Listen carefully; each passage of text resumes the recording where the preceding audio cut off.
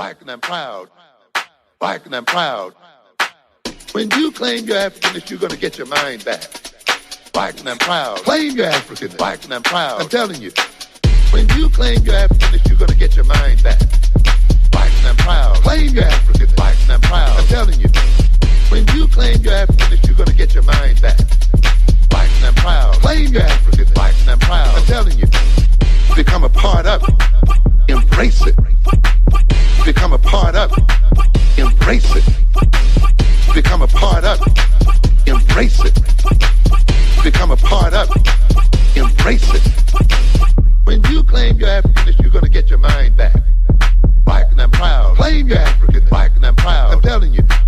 When you claim you're Africanist, you're going to get your mind back. Black and I'm proud. Claim you're African. Black and I'm proud. I'm telling you. Peace, and power, family. Dr. DAW in the building. This ain't something that, this is a special edition coming at you, a precursor before I come back at you with a new podcast coming up. I decided to re-enter the scene, the social media, the social media highway, the podcasting, whatever you want to do, whatever you call it.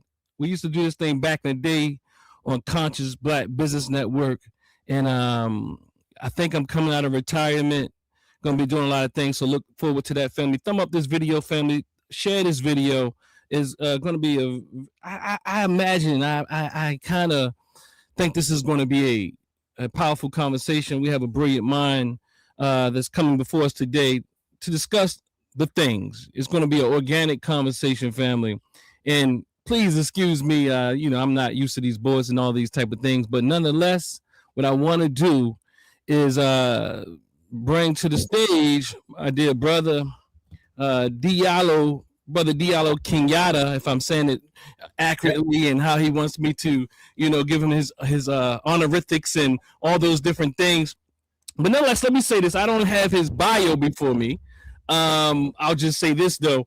Diallo Kenyatta, brother Diallo, I've been following him for some time now. Back in the days from with brother Geechee and brother what's the brother name he passed on now? Dr. Ball? No, he didn't pass on. Oh, you said passed on. Sorry. Oh, you're talking about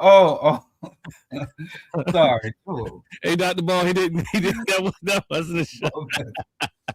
Hey, what's the brother's name? How about a Sappho? Yeah, Sappho. Yeah, I used to love to hear those. Yeah. Rest in peace, rest in power to brother Sappho. I used to love to hear him come at people. And then they introduced.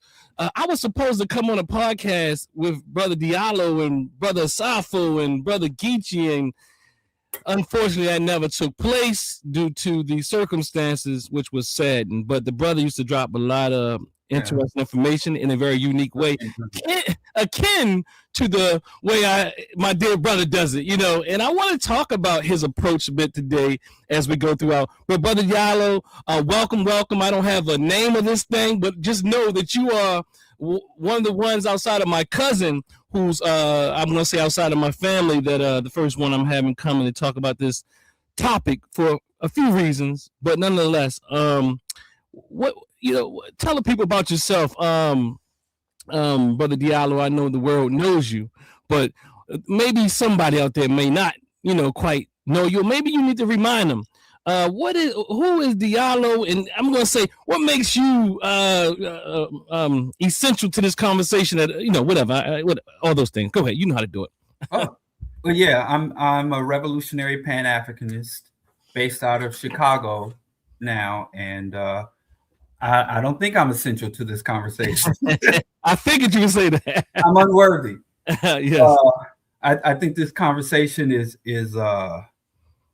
pathological, it's regressive, and it's disrespectful to our ancestors and detrimental to our descendants that we are still having these debates, because I think pretty much we have enough history behind us to understand that the positioning of these or groupings, cults, scams, and hustles such as FBA, Foundational Black America, and its incestuous cousin, ADOS.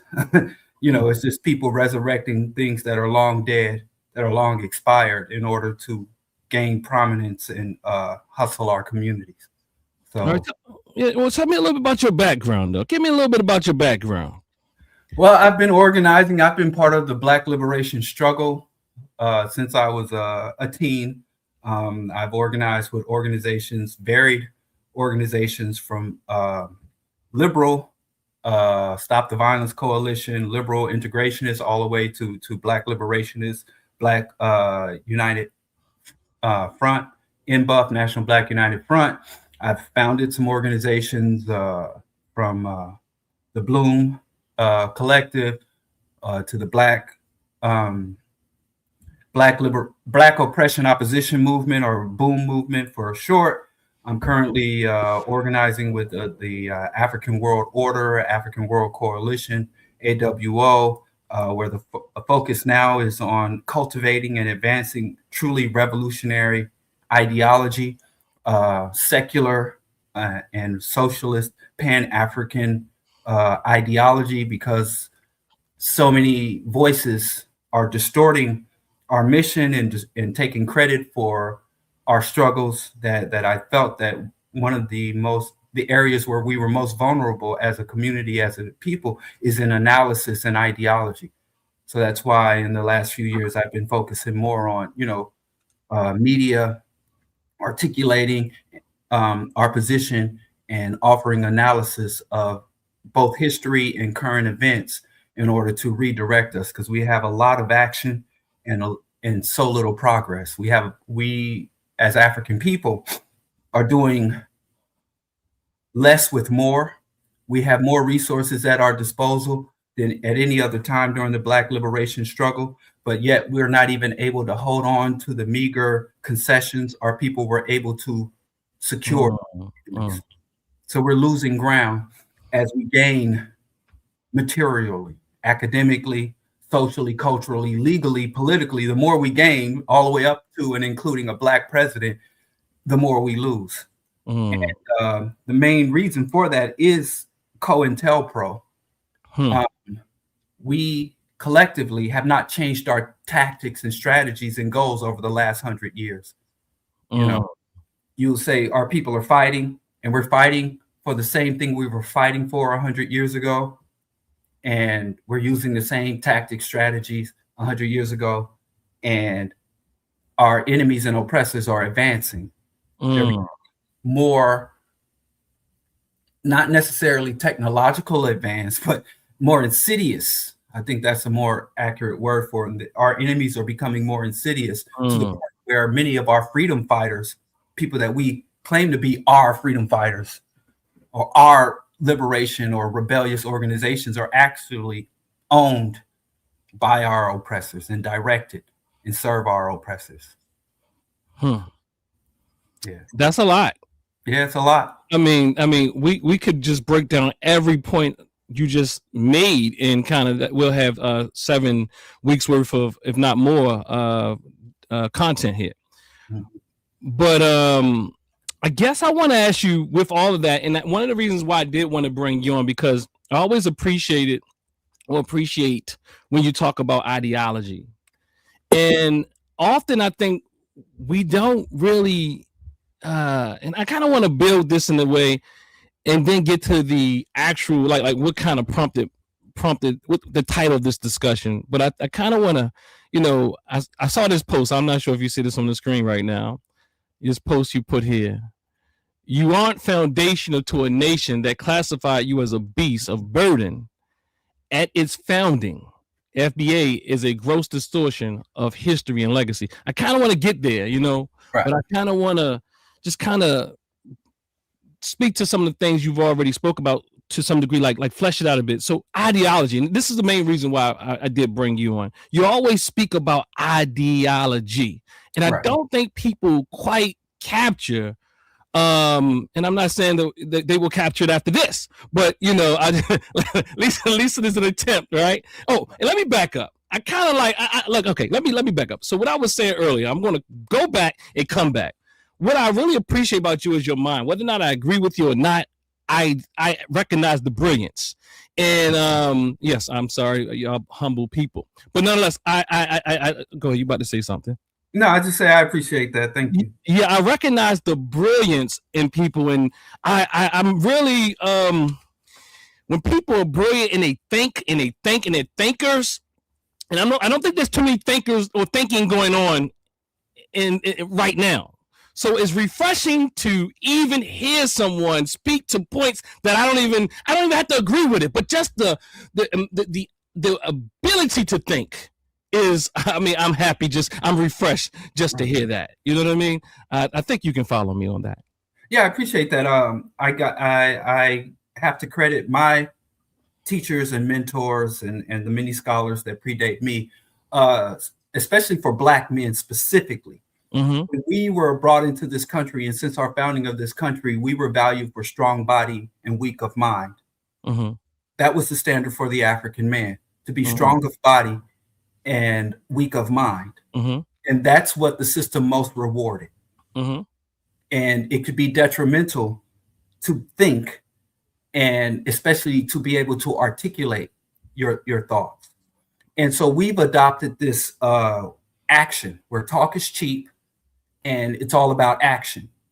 And we do not consider mental or intellectual work to be real work that is of value. And so even if you are a revolutionary thinker, a revolutionary researcher, a revolutionary speaker, people will say that you're not doing real work and that there's too much talk. Even as we look at our oppressors, Mm-hmm. have think tanks that are funded to the tune of billions of dollars.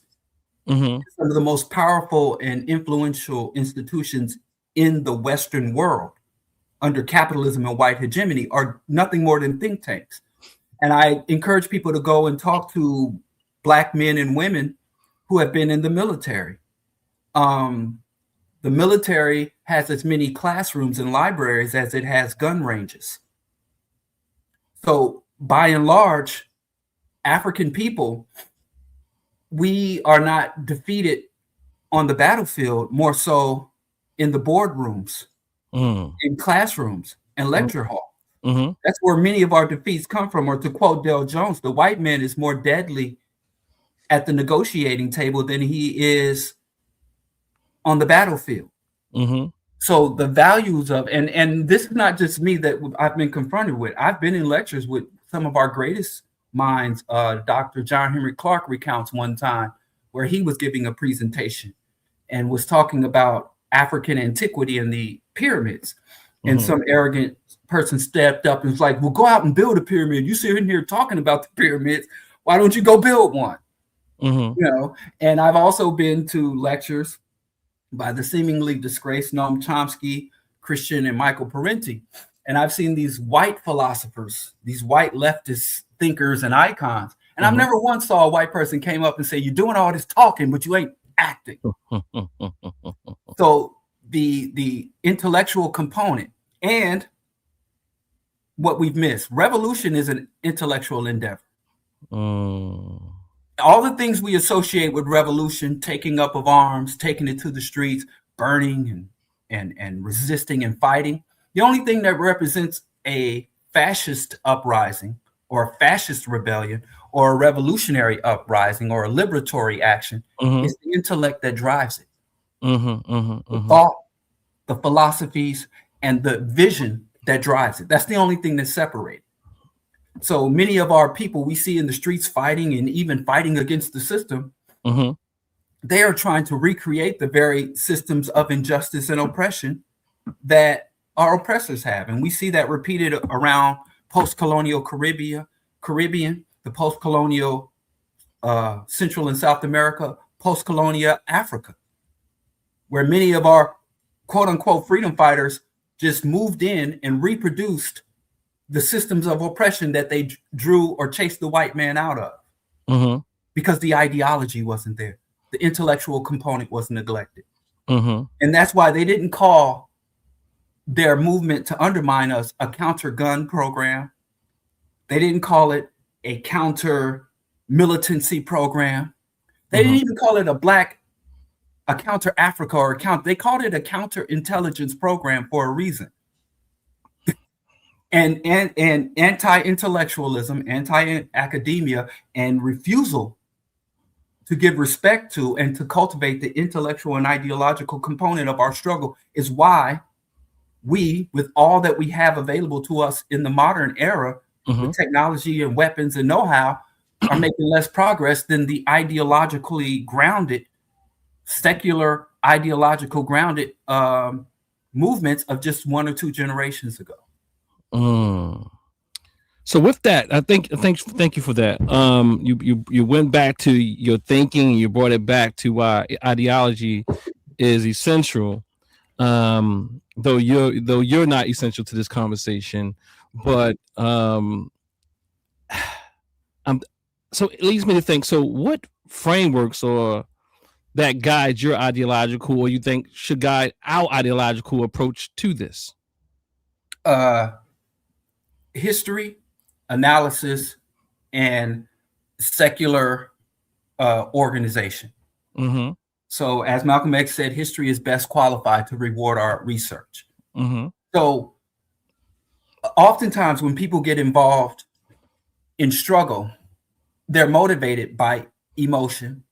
They're motivated by outrage. They're motivated by either they observe injustice or they personally go through an injustice. And all of those are extremely valid. I value that. I don't dismiss that. But rage needs a container. It needs an apparatus. So rage, outrage, or the sense of justice or the sense of love for your people is the fuel. Ideology is the vehicle.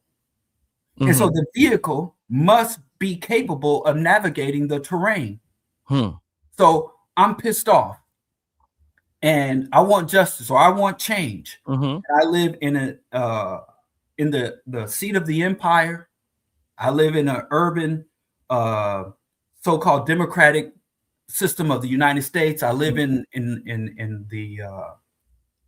the Latin American colonial situation. I'm on the African continent. Wherever you are, what ideology does is give you an understanding of what you're going through. It gives a container for your rage so that your rage can fuel the vehicle, and then you can navigate the terrain and have a desired outcome.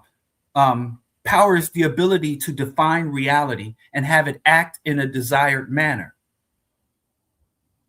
So we don't define reality, and we don't attempt to have it act in a desired manner. We accept the reality imposed on us and then try to create the best outcomes or circumstances within the reality defined by our oppressor. So even when we win, we lose.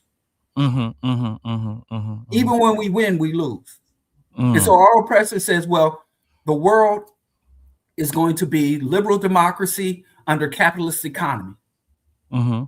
So we're going to organize the vote and we're going to encourage entrepreneurialism, and then we lose every fucking time, as Mos Def said, because when we start keeping pace, they change up the tempo.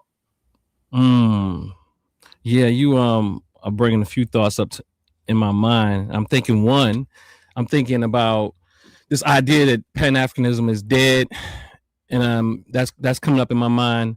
What also is coming up in my mind is that I posted something and you kind of asked the question on one of my posts. I said FBA is an identity with an ideology or something like that. And the reason why I posted that, just for clarity, is people they claim that they have no ideology. So something they misunderstand what I'm saying is that no, there's an ideology behind them, and I think it's destructive. But look, I'm not even going. I know you can go with it. Just what do you take from what I'm talking about right now? Well, foundational. It's first of all, it's a mythological, like Christianity or Islam. It's based on a mythological make-believe premise. The United States, the first white man came here. The first white people set foot, the people who could be identified by our modern perception as white, the Norsemen, came here 1000 CE. And you could say the first roots of this nation were laid with in 1492, when the first European monarchical monarchists came here in the 1400s. The United States was founded in the 1700s. Black people were not recognized as humans for almost 200 years. Mm-hmm. So in the 1860s, we were recognized as human beings, which was legislated. We had our humanity legislated. White people, their rights are inalienable and granted by their God. Mm-hmm. Our rights are legislated by the government. And we didn't even get, and it was 1964 when we had our full civil rights recognized, which was the dissolving of Jim Crow.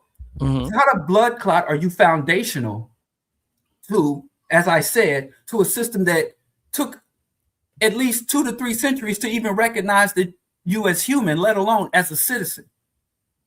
We also don't understand, because we think because we did labor in the system, a nation is not the labor. A nation is not the labor. A nation is even distinguished from a state. A state is the physical boundaries. A state is the physical structure, right? Mm-hmm. The borders, the infrastructure, the natural resources that are governed and overseen and policed. That's the state. But the nation is the idea, the concept. We hold these truths. Mm-hmm. The preamble to the Constitution. Mm-hmm. There wasn't one African anywhere near the establishment of the United States. This nation was founded on genocide of indigenous people and enslavement of African people. So the reality, as history articulates, is African people are oppositional Americans. Our first 200 years, we functioned in total opposition to the establishment, existence, progress, and elevation of the United States. Our only options were submission or death. We weren't consulted in the governance. We weren't consulted in the geography. We weren't consulted in anything related to the establishment of the United States. We were either rebelling against the establishment of the United States, or we were exploited and crushed. It was built on native soil and African blood, and it is disrespectful. That is no different than a man assaulting my mother and ending her life, and then I'm petitioning that man for a room within his house. Mm. That is, and to use the plight of our ancestors as a justification for your alignment with America, to the exclusion, and especially also, which is absurd. If you read the history of Africans in the Western Hemisphere, Africans freely flowed, just like the cotton, the gold, the beaver pelts. Africans were traded across borders. You had whole lots, whole plantations, dozens, if not hundreds of Africans packed up, marched to the coast and shipped to the Caribbean. You had Africans being brought up through Central America. We were traded just like any other commodity. Without our so we did not become Americans by choice. So the reality is we are oppositional Americans. The United States has always defined us as a resource when we are submissive, and as a threat when we resist. That's all we've ever been in the United States, a resource to be extracted from or a threat to be suppressed. And to try to build a nationalist, xenophobic, nativist, exclusive movement around that history is obscene, and it's destined to fail. And it deserves to fail. So, Brother Diallo, I think you're coming to this conversation with a little bit too much logic. I think you're coming with a little bit too much historical accuracy. I think you're coming with this with a bit too much thought. But maybe, I mean, so or you're giving too much credit to those who subscribe to this particular ideology. It's not an ideology. It's an ideology, but I'm going to call it an ideology. Okay. And the reason why I'm going to call it ideology is because it's Nasheedism and white supremacy. But FBA is white supremacist. Okay. I don't like that term white supremacy. It's white hegemony. But to use your terminology, FBA is a white supremacist movement with white supremacist goals, ideas, and objectives. Yeah, absolutely. So it's an ideology in black. So nonetheless, so look, but they also saying that they are the indigenous. Come on now. That's what I'm trying to say. They are not saying they are saying they are the indigenous people that in most of us did not come through chattel slavery. So what I'm saying is, so they are saying they are mostly, there was an ethnogenesis, and it's not the ethnogenesis that you see anthropologically with scientific backing. They're saying they were here, and they are the people that were here before Columbus. They are the people that were here before any slave ships, and slave ships did not carry most of our people here, and they are the indigenous people to this country. Okay, well, let me tell you something about the indigenous people of this country.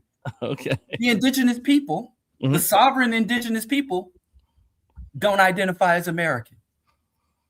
So if you're indigenous to this country, then you should not be trying to integrate into this country. You should be trying to oust the U.S. government.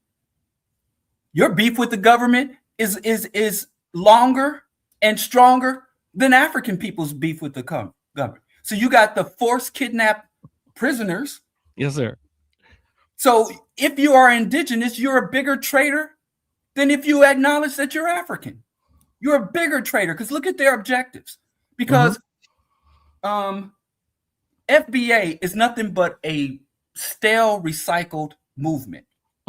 African people initially wanted integration, racial integration, social integration, political integration. And then they said, after all of these integrationist movements fail, after every integrationist movement fail, insanity. What do they want to do? Well, now we need economic integration.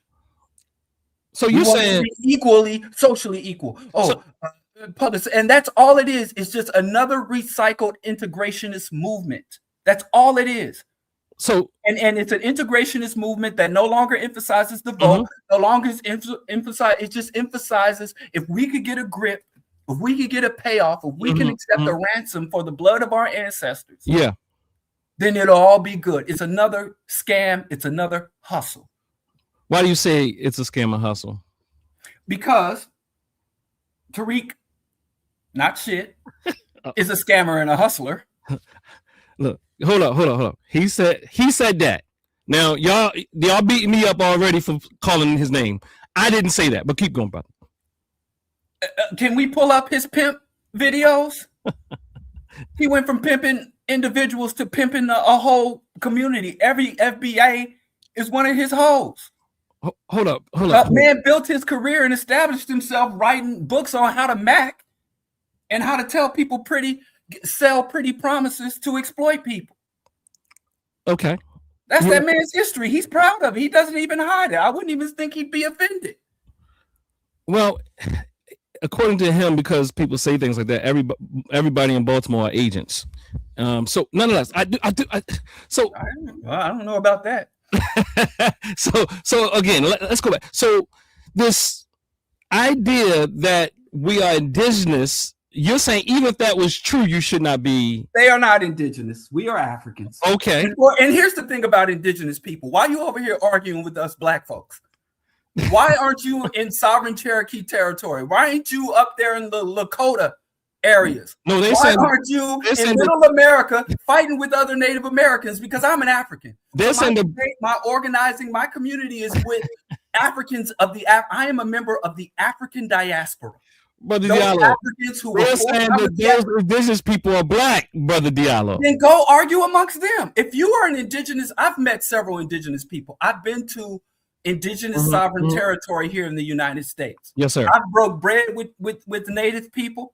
I for a long time read and studied on the American Indian movement, and they had their internal struggles. There's a bunch of Uncle Tom Native American sellouts who converted to Christianity and embraced capitalism and trying to tell all the other Native Americans our only destiny lies with aligning ourselves with the white man. So the Native community has its own issues.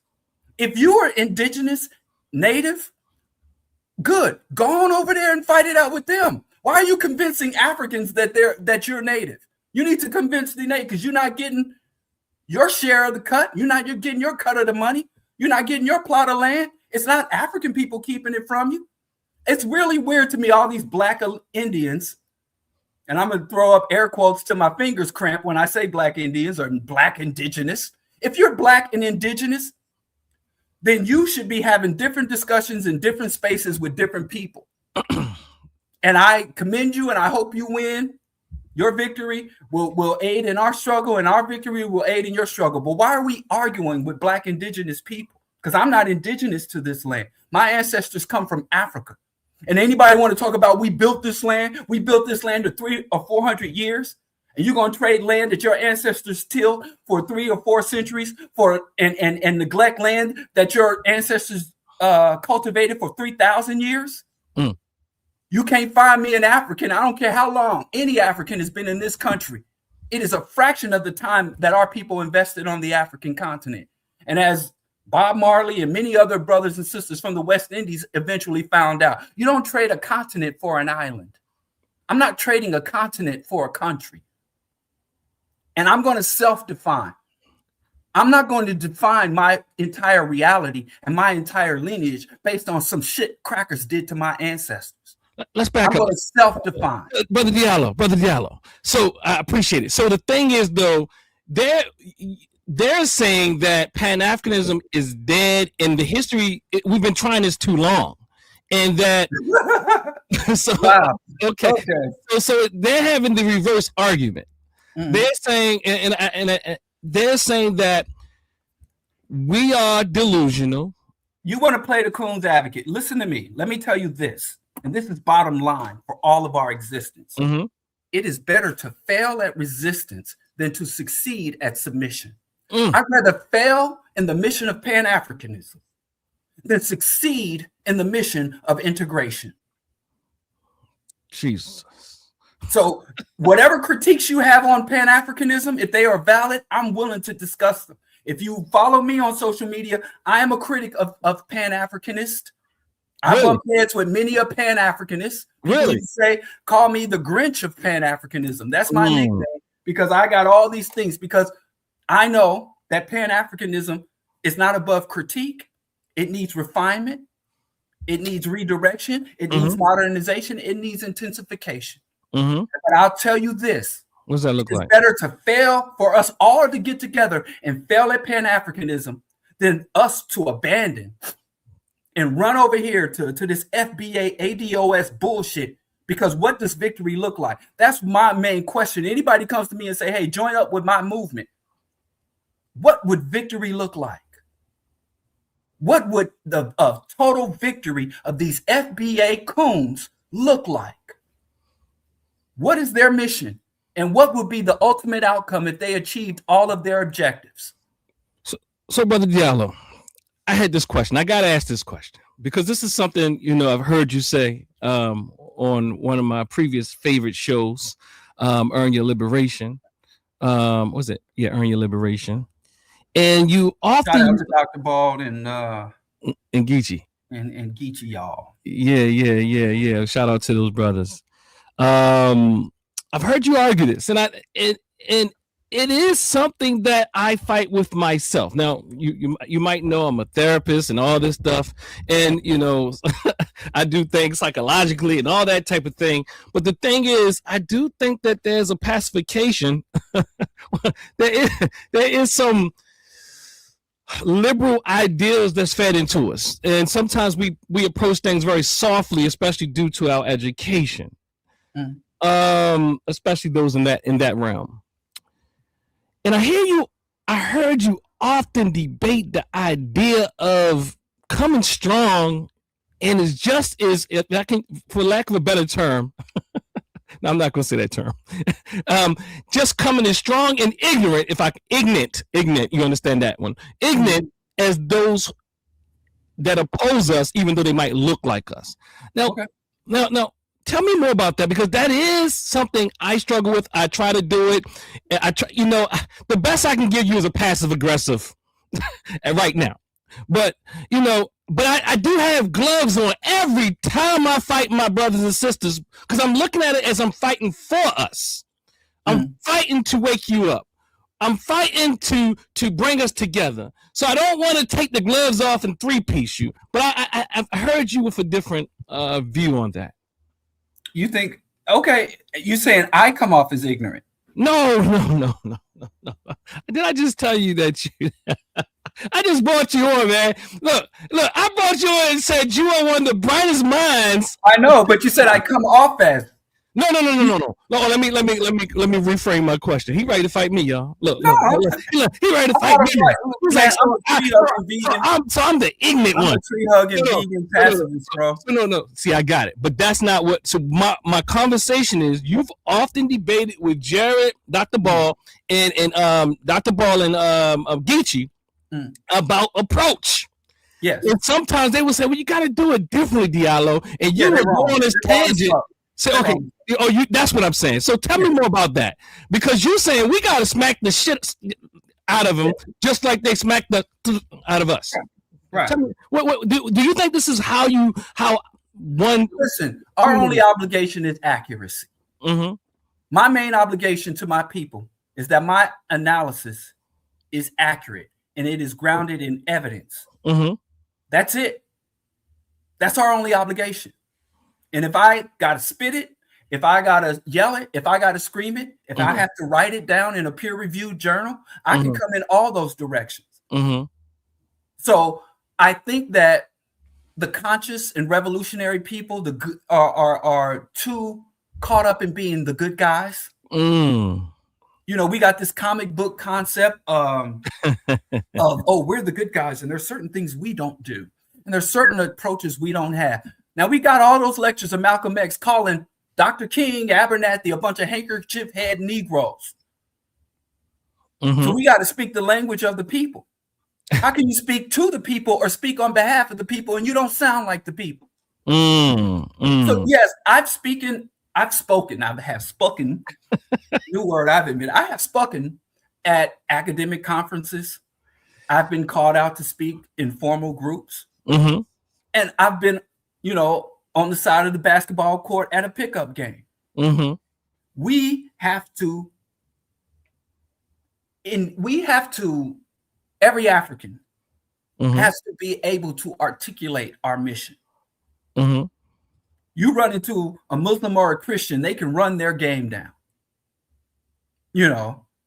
We African people are too sensitive to the feelings and sentiments of our opposition and people who are ignorant.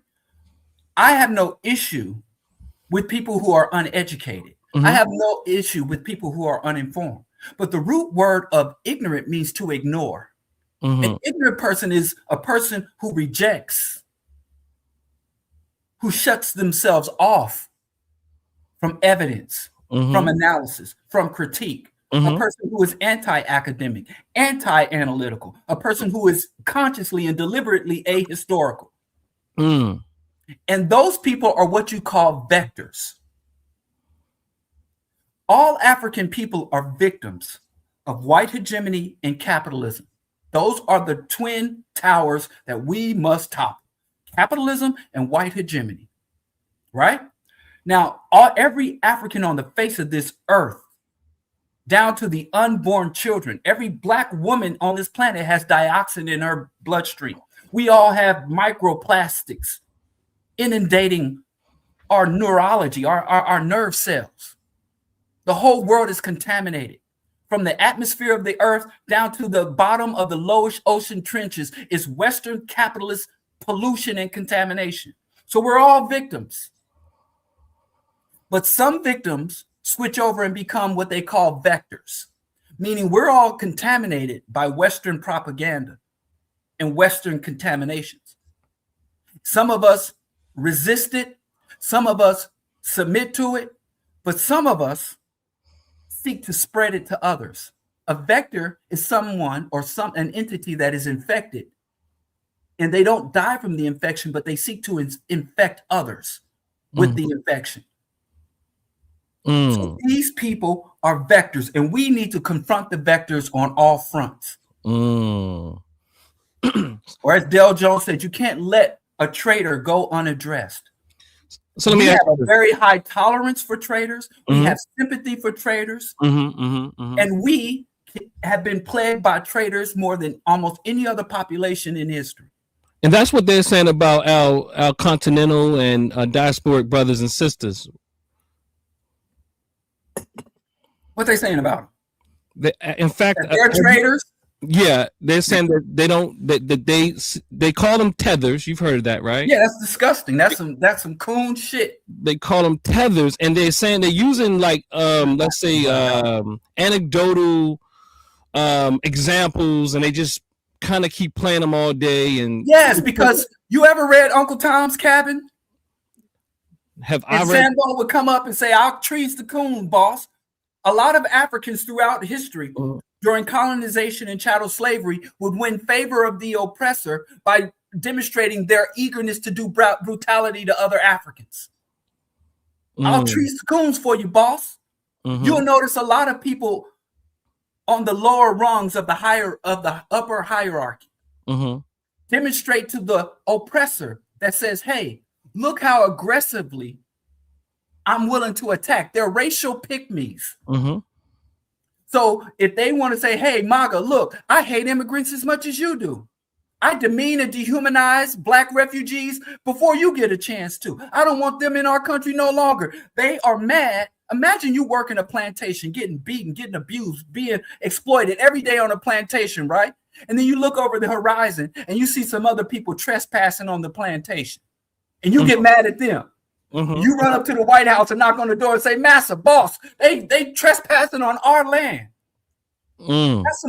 That's some social cultural we sick boss.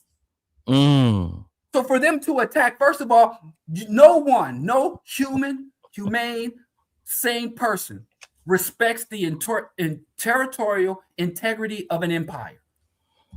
Imperial nations deserve no territorial integrity. So you can't be mad about people, quote unquote, illegally immigrating, invading, or trespassing on the territory of an imperialist nation. Now, I don't care if it's the United States, Europe, Australia. That's, first of all, just to be a decent person, just to say a person who accepts basic fairness. The first morality that a child learns is fairness. You get a child that's still in diapers that can say, "That's not fair. That's not fair." Children, primates, lower primates understand the concept of fairness. So how do you reach adulthood or start a movement and you don't even have a concept of fairness within your movement? It's an illegitimate movement. So every African that comes to this shore has every goddamn right to be here. And many of us have been tricked by the white man. Many African people, many people who are oppressed by capitalism and white hegemony believe that the white man got a little justice box. He's got this little box of justice that he keeps behind his golden throne. And there's only so much justice in that box. So if we see the white man giving justice to Sudanese refugees, if we see the white man giving justice to Haitian migrants, then that's justice we could have got. That's their concept of justice. Justice is something that the white man gives out and doles out to populations. It's not something that we create from within and we demand and we build from within ourselves. So since they believe that the source of money, the source of wealth, the source of legitimacy, the source of power, the source of justice comes from the white man, if the white man is giving justice to any Black folks anywhere else, then that's justice we should have got. Even though, he's giving money to them, as if the white man is not just printing money off his printing presses. It's fiat. It's make-believe. And we get mad when we see any other population making progress under the white man, because that's progress we should have had. Up until the point where they get mad when actors from Nigeria, actors from Ghana get roles in movies in America. It's sick. It's backwards. And the fact that such a movement as ADOS and FBA could have a foothold in our country is showing how much we have regressed intellectually as a people. What this is political prosperity. This is prosperity politics. The 90s and the early 2000s, the Black community was overcome by prosperity gospel. If you follow the right God, and you say the right prayer, and you are part of the right denomination, and you join the right congregation, then the Lord will bless you with wealth. And so the Yvette Carnal and Tariq Not Shit, they saw that and was like, hey, let's take this toxic backward shit and infuse it. So if you got the right social security number and the right citizenship and the right lineage, then the Lord will bless you. And they went from the Lord in heaven to the Lord of the U.S. Treasury. And it will not pay off. It is a scam. And the sooner we're done and expose this as a scam, the better off we will be as a people. So yeah, I mean, I appreciate all of that. I mean, I'm writing my book and probably a paper on this, and if I can, I'll definitely cite you. Social culture, we sick boss. Yes, that right there is that's a hell of a. All right, yes, but we rich boss. We rich boss. Cut the check shit. They don't even understand what reparations is. If you go and look up the definition of reparations, reparations is a byproduct of a people who have been wronged, systematically, historically suffered an injustice. And reparations, by definition, means to restore the population to the position they were in before the atrocity. So reparations is to restore you to the position you were in before the offense was committed, to make you whole. So how do we not look like this? And because I'm going back to your response earlier, and you said, and I'm certain you can parse it out, because one of the things you said is not to become the oppressor. And how do we differentiate between the way that we fight this is not becoming the oppressor and just doing what they're doing to us? I mean, I'm assuming there's some questions around that, if you follow me. But then you also see the dear brother here. It says, what we have here are two tethers who are not foundational to this land, upset because we don't want to be called African. I mean, okay. Are you following what I'm trying to get at? Like, so how do we not throw the blows the same way and not become agents of oppression? I mean, how do we fight against other Black people and not be oppressors? Yes. Let me tell you something. Name me a revolutionary movement that didn't have a civil war. All right. And even outside of Africa, the Bolsheviks and the Mensheviks, they were both fighting for the exact same thing.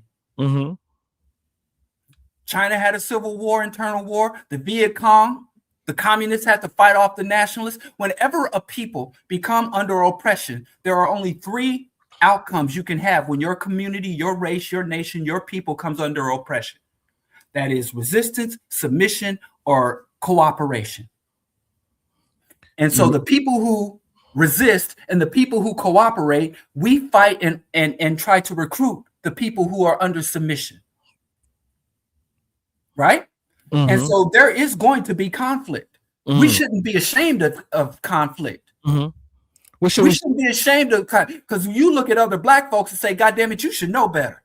And if you don't know better, I can teach you better. And if you are ignorant, you ignore the better path, then you become the opposition. We need to subvert you. We need to expose. Well, my formula is expose, isolate, and expel them.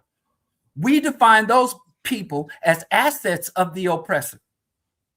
There's no shame in that for African people, because until you can show me a people who came under slavery, colonization, imperialism, that didn't have numbers of their own population join with and embrace the oppressor.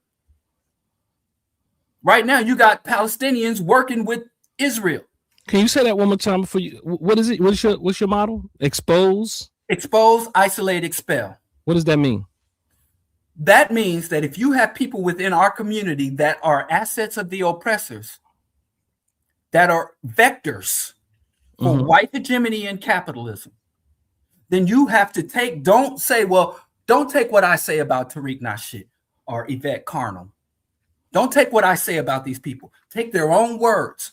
When they get up, when Tariq Nasheed said that black women had it easier under slavery than black men because a black woman could give up some pussy and get privileges from the white man, that the black man didn't have that option.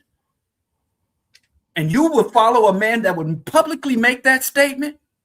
Or for a black woman who will wrap herself in a U.S. flag and say, we want to be made white? If that is palatable to you, as Dick Gregory said, get in the corner and check yourself out. Fix yourself. And once you fix yourself, you have to understand, yes, we will have traitors. And in fact, if you want to look at the dynamics of power within the world, the nations and populations or races of people that you deem to be powerful versus the ones you deem to be under oppressor, one of the key defining characteristics is how they dealt with traitors. Hey. We built monuments to black traitors. We danced to the music of black traitors. We put black traitors on t-shirts and celebrate holidays oriented around black traitors. And I tell you, whether your mission is just or unjust, if you don't have protocols for dealing with internal traitors, those who are from within the group that subvert the group, you will never have power. We incentivize treason. We don't punish it. Absolutely.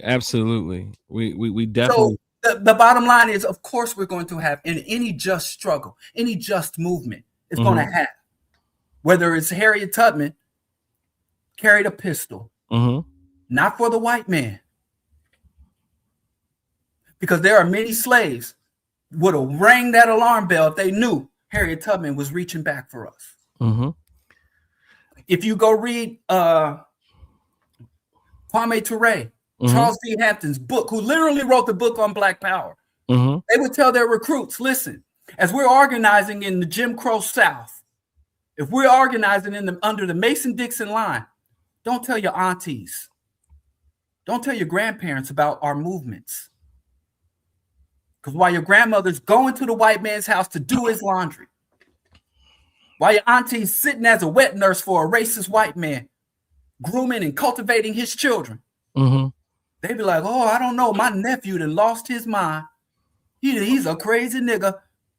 He got a problem with what we got going on here. So you couldn't even tell your own family members. Grow up. That is the nature of struggle. Che Guevara was sold out by his own people. Che Guevara was sold out to the CIA. Go read the Bolivian diary. Che Guevara helped a poor Bolivian peasants. And the poor Bolivian peasants, he was there fighting for their liberation. And they ran and told. I mean, shoot, as Karis once said, for every Jesus, there must be a Judas. That's just the game. Don't hate the player. That's the nature of the game. We're going to have enemies within. So we are not defined by the fact we have enemies within. We will be defined by history, what methods, tactics, and strategies we have to address them. And too many of us want to be righteous and we want to be seen unified. So we try to make a place for these coons. We try to, we want to be seen as civilized. So we don't want to be seen name calling. You can't call them names. You can't call them the buck dancing handkerchief head coons that they are. We don't want to be seen fighting and arguing because the white man gonna see us disunified. We looking at white folks drop bombs on each other every goddamn day. White folks can fought 2 world wars against each other and 1,000,001 regional and local conflicts. It just came out a few decades ago. The United States was spying on Great Britain, France, and Germany, and it infiltrated their banking system, infiltrated their intelligence apparatus, and these are allied white nations. You got crackers bombing the shit out of each other, Ukrainians and Russians, and white folks is all arming one side of the white folks been fighting and beating the hell. And I don't even like the term World War. World War I, World War II. I call it the EMO, European Murder Orgy 1, European Murder Orgy 2. And we scared to act like we got differences. We're afraid to show the world that we got, yeah, we got differences. Here's the motherfucking line. Don't cross it. If you cross it, here are the consequences. You know how many songs and how much music can't be played in my house? What shows we can't watch? What places we can't shop? My children have never, ever had a pair of Jordans on. And they ain't just because I can't afford it, you know, but it's also, in addition to that, me not being able to afford it, that Nike and Jordan ain't never repped our people properly. And so all it takes is that. You ain't even got to throw stones at these coons. If we would simply, collectively, turn our backs on these people.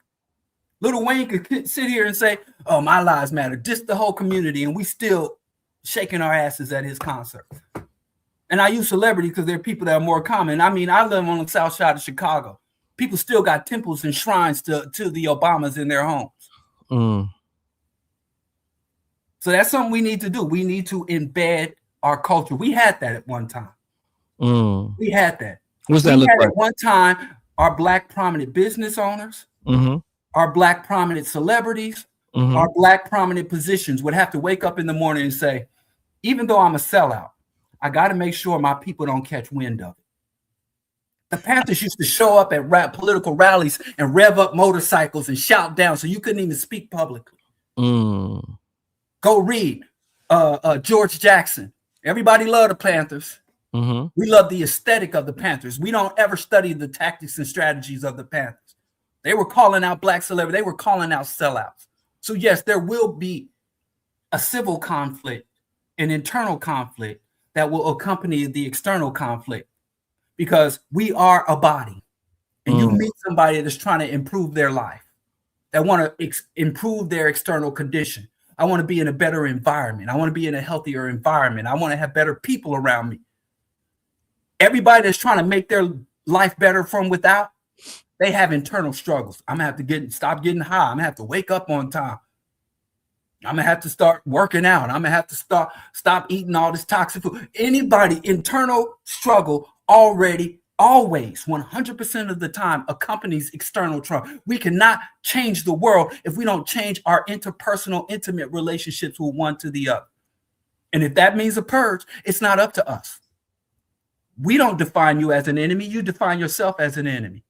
We just accept what you show us. So I'm not saying I'm going out here to condemn Black people. Everything I say negative about a Black person, I don't care if it's Dr. Fubar or any of these other sellout clowns. I go strictly off of what they articulate and what they say. I'm not the judge. I don't go out here and say, well, you're a sellout, you're a sellout, you're a sellout. But if you come to me and say, here's a whole catalog of sellout shit that is confirmed, that can be backed up, sellout shit that I've done, sellout shit that I've advocated for, sellout, then I go off of self-exposure. I don't go off of what I believe or how I feel about it. There's a lot of people I don't like, I think are corny as shit, but I have respect for, and I would never disrespect publicly because they have not offended our people. And it's a very low bar. Now I'll stop here. There's only one thing every African is obligated to do. And if you're not an African, if you're an indigenous, then go talk to the Wampapaw. Go talk to your chieftain, because I'm only talking to Africans who know and accept that there are Africans. Every African on this planet is obligated to make a positive contribution to our just aspirations. That's it. And that makes for a wonderful life, whether you are an artist, whether you are a guerrilla fighter, whether you are a chef, whether you want to be a dancer and a poet. There are so many ways to make positive contributions to our just aspirations. And that's what Pan-Africanism is. It's not some dictatorial, cultish, overbearing thing. And you define that. That's it. And all these other motherfuckers out here that ain't with that program, They the ops. Or Seun Kuti told me, ops is short for oppressors. Yeah. And we think that, I appreciate that. We think that somehow we give these people too many passes. We ignore their behaviors. We can't identify. Well, we struggle to identify narcissistic, charismatic, or I don't know. I don't even call them charismatic because they don't really do anything for me, but they do for most of the populace for some reason. Now populace. And we think that somehow we overlook all the inhumane things they do to us. And we say, stop counting that man pocket. Stop counting how many women he abusing. Stop counting all the things that he's doing because we want to see us be like next or similar to white people. And that's a serious fight. Now, and I didn't get amount of time for you, so I'm going to go ahead and kind of wrap this up with three more questions, if that's okay with you. Okay, I'll try to keep it succinct. And so I do want you to respond to this on the stage because I've gotten some, I guess, some popularity as a result of these conversations on social media because I was away from social media. Now they call me the light-skinned Roland Martin. And the Hotep Drewski. Listen, if they call you Dr. Fubar, then say, hey, drop $1.7 million on me. Because they gave that motherfucker $1.7 million. Ask him, where do I submit my invoice? If you're going to call me Dr. Fubar, treat me like y'all treated Dr. Fubar. Shut the fuck up. Absolutely. They gave that con man, that motherfucking mouth breather, $1.7 million. They didn't give me the honor of Umar. They gave me the honor of the light-skinned Roland Martin. And they gave me the honor of the Hotep Drewski and the Dashiki, the Kwanzaa man. That's your fault. Stop looking like all them people. I mean, if I had a problem with you, I'd come up with one too. Why you look like so many different folks? Hey, I knew when I had my African stuff on, they were gonna be like coming for me, right? I did it purposely. Okay, and let me say this. What country? Let me tell you one country. First of all, Pan-Africanism evolved while Africa was under colonial oppression. So Pan-Africanism is not dependent on or tied to the state.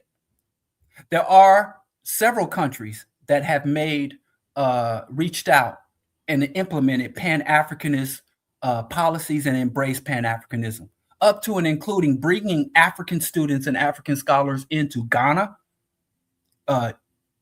Uganda, Nigeria, the Sahel states are making overtures.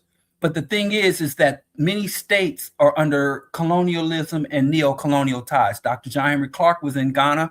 Dr. Khalid Abdul Muhammad was brought to Uganda under Pan-African outreach.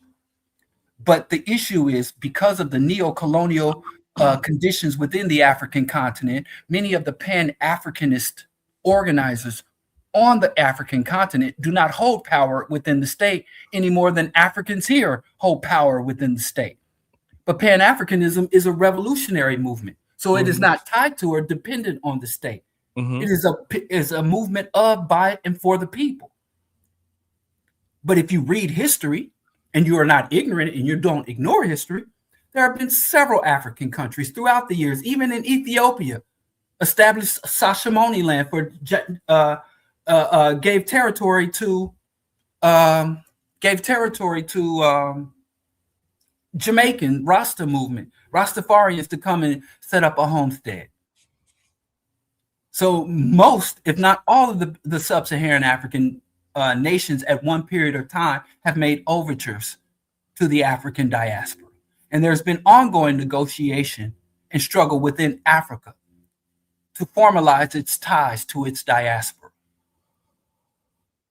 Right now, I have some elders and some mentors in Ghana right now engaged in development and organizing. You know, the leader, the former chairman of the National Black United Front, he has retired to Ghana. One of my personal mentors, Del Jones, Nana Kunta, he was building a house on the shore in Ghana before he passed away. So there has always been exchange and cross-pollination between Africa and the African diaspora, including Africans in, Europe, the Francophone Africans, the Caribbean, Central and South America, and the U.S. There has always been exchange. And Kwame Nkrumah came to Harlem. Mm-hmm. So these people are ignorant of Pan-Africanism. Mm-hmm. And in fact, let me tell you something. Pan-Africanism is the only movement that has ever threatened our oppressors. And you're looking at a reality in time and history where Pan-Europeanism, Pan-Arabism, and Pan-Asianism is flourishing.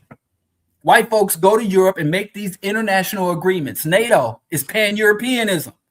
The World Bank and the IMF is Pan-Europeanism. But you're going to fight as an isolated minority group in America, as opposed to a minority world population of Africans and the African diaspora. It's a strategic flaw. Even if you're self-hatred, even if you hate the fact that you're an African, even if you're so well indoctrinated by the oppressor to hate your very reflection, just basic strategy would say, hey, who should I partner up with?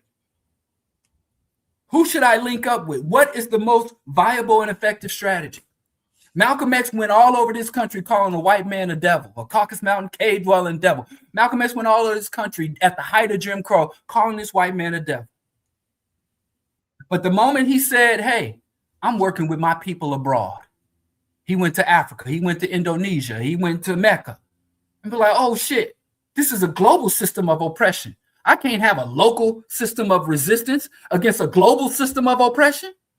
Same thing Che Guevara tried to tell Fidel Castro. He said, if we don't spread this revolution across the world, we're going to be surrounded and encapsulated, which is exactly what happened.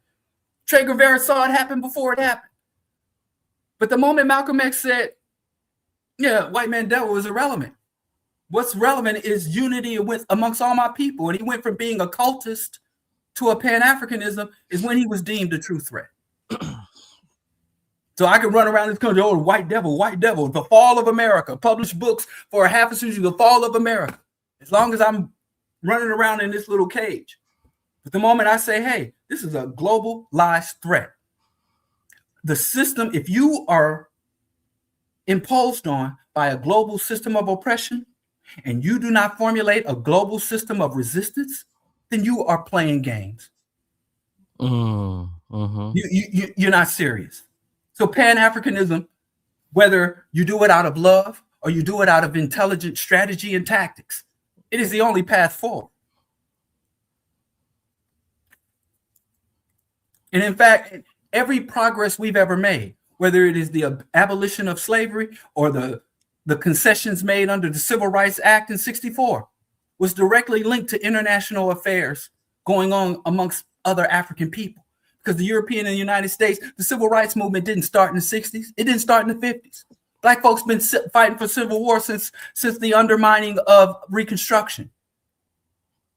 Almost a century. But the white man was like, God damn it, Africa's decolonizing. The Soviet Union is mobilizing and saying communism is a path toward democracy and freedom and equality amongst men. And you got all these international factors.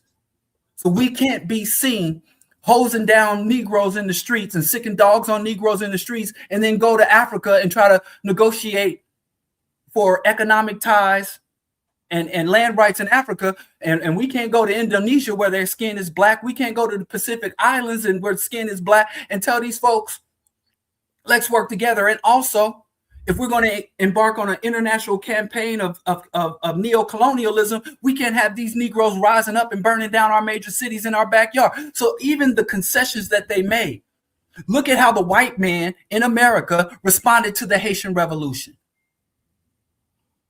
Because he was like, damn, if slaves in Haiti is making them type of moves, that is a threat to my plantation economics here in the West, in the U.S. Because any uprising anywhere in this hemisphere has a potential to be a domino effect. During the Cold War, they used to always talk about the domino effect. Our movement and our progress in this country has always been international. But what the white man does is he's like, well, I'm going to make concessions. I'm going to write these new policies, these new codes. I'm going to bring up some Negroes. handpick some Negroes and put them in prominent positions to calm the rest of y'all down. But then I'm going to rewrite the history. I didn't do this because of your militancy. I didn't do this because of your uprising. I did it out of the goodness of my own heart. Like what's his name? Professor William Mackey said, many of us believe this white man will do right by us as soon as he figures out how. The white man doesn't do right by us because it's the right thing to do, or because we've enlightened him, or we spoke truth to power, or we demonstrated our worthiness. Oh, I've got me a social security number, and I've been a citizen, and my great granddaddy tilled the soil here. Oh, let me write you a check, Negro. The white man has only made concessions to us when we were a threat to his interest. Dale Jones called that loosening up to get a tighter grip. They loosen up to get a tighter grip. They only operate off of mutually assured destruction. They don't do shit because it's right. They do shit because not doing it is a greater threat to their long-term interests. It is ahistorical, anti-analytical, and anti-academic for Black people to still be playing this integrationist game. We need to organize and mobilize ourselves to subvert, reverse, or disrupt the agendas of capitalism and global white hegemony. And they operate on a global scale, and we must resist on a global scale. And you know, even if you study World War II and the rise of the Nazis, in Germany, the German Jews were the most secular and well-integrated population of Jews in the entire of Western Europe. Spain and France had higher rates of anti-Semitic pogroms and anti-Semitic attacks than Germany. And there were many German Jews that thought, I speak German without a Yiddish accent. I work in, or I teach in some of the highest institutions in German society. I am a loyal German. My grandfather was a loyal German. I am German Jew. Didn't mean a goddamn thing. And these niggas think MAGA, their loyalty to MAGA, their patriotism is going to save them. If you go read the book called The Turner Diaries, one of the most prominent books that led to the reemergence of this modern iteration of white nationalism. Even in the Turner Diaries, which was a book about the extermination of mud people, of the unworthy, the undesirable, us, Mose and Mosetta. They said in that book, there will be Negroes who align with us. They call them like-minded minorities. And the like-minded minorities will aid us in the destruction of their own people. If you look at if you read the history of the Nazi genocide, all of those ghettos, the Warsaw Ghetto, they didn't have German guards. They all had Jewish guards. They were policed by Jews. Germans didn't even have to get their hands dirty. So we got a whole treasonous, treacherous movement. And I have to say, the fact that FBA lying to our people about getting a check, lying to our people about their lineage and their loyalty and their citizenship, lying to our people about the attitudes and sentiments of African people in the Caribbean, Central and South America, and the African continent. The fact that such a movement is able to rise up in our midst is a testament to that we need to step our game up.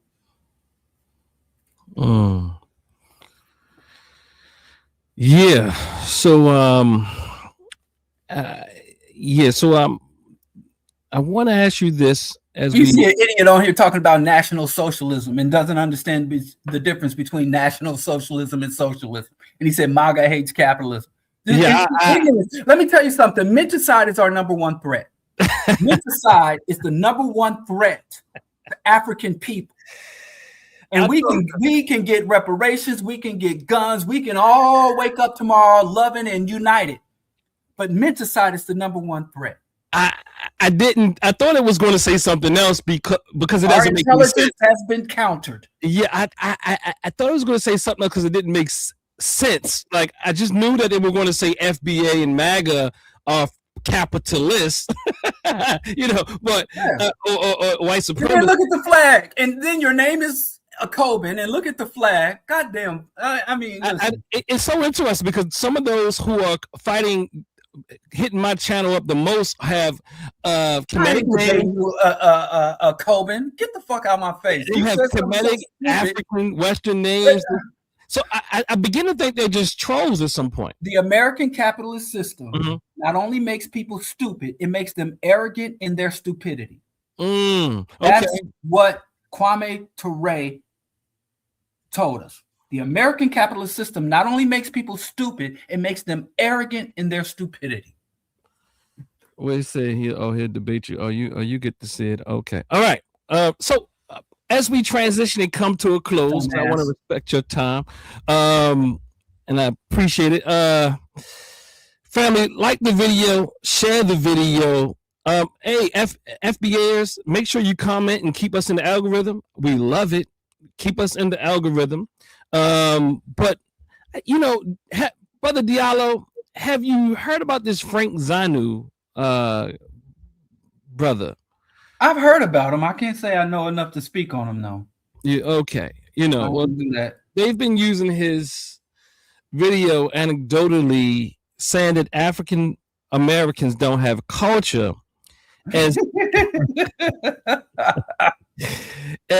somehow in their minds that this one snippet is proof that Africans hate us.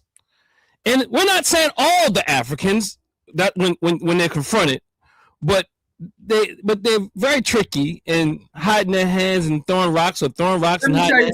Let me tell you something. It's ironic. It's very ironic that FBA and ADOS are so keen on highlighting and pointing out the sellout Africans. Because they're sellout Black Americans or whatever the fuck they call it, foundational. You know. So you got the sellouts using other sellouts to validate their selling out. You know, that's all they're doing. So any African sellout that steps up and says anything disparaging about the African diaspora or African Americans, they're going to motivate that and prop up that voice. It's no different than a sexist. If I was a sexist, then I would find women and handpick the women who are pick-me's or traitors to their own gender or whatever you want to call them and say, oh, look at this.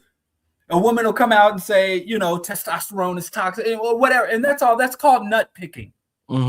People that don't have a legitimate stance or don't have a legitimate position, they always do that. There are whole websites amongst white people that do nothing but cover crimes committed by Africans. And they post, and people who do nothing but go online and consume petty crimes committed by Black people.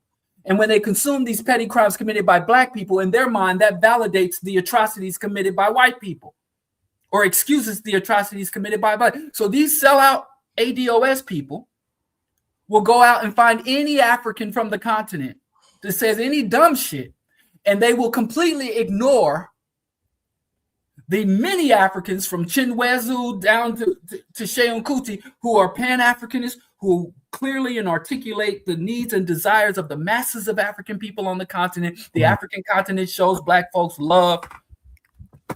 And African people, if you go back, when we first were emancipated and we got our rights through the 13th, 14th, and 15th Amendments of the U.S. Constitution, the first organizations founded by Black people in the New World were called what? Were they called Black? Were they called American? They were called African. Whether it's an African Lodge, African Methodist Church, everything we called were African. The day after slavery was over. We knew we were Africans. If you look at the earliest writings, and if you are a Black person, you know, as many disagreements as I have with Neely Fuller, many disagreements as I have with Neely Fuller. One thing he said is, as a result of being an oppressed person, as a result of being a victim of the systems and institutions of white supremacy, the least you can have is a freedom to define who you are. You can handpick an identity. So if you want to go play little Indian, if you want to say I'm a Moor, if you want to say you're post-racial American, that is your right. But once you make that determination, that restructures your relationship. If I went upstairs right now and I told my wife, listen, I was back there talking to this brother and an angel appeared before me, and now Jesus Christ is my Lord and Savior. I am now a Christian. And as for me and my house, we will follow the Lord. And we're going to church next Sunday, and I want to baptize, and I'm going to recommit to Jesus. Mm-hmm. Now, I have a right to do that. Mm-hmm. Am I right? My wife would have a right to say, this dude has lost his mind, and I'm going to file for divorce Monday morning. So, yes, you can say I'm Native. Mm-hmm. And that's going to start you into an ongoing conflict with the other indigenous people.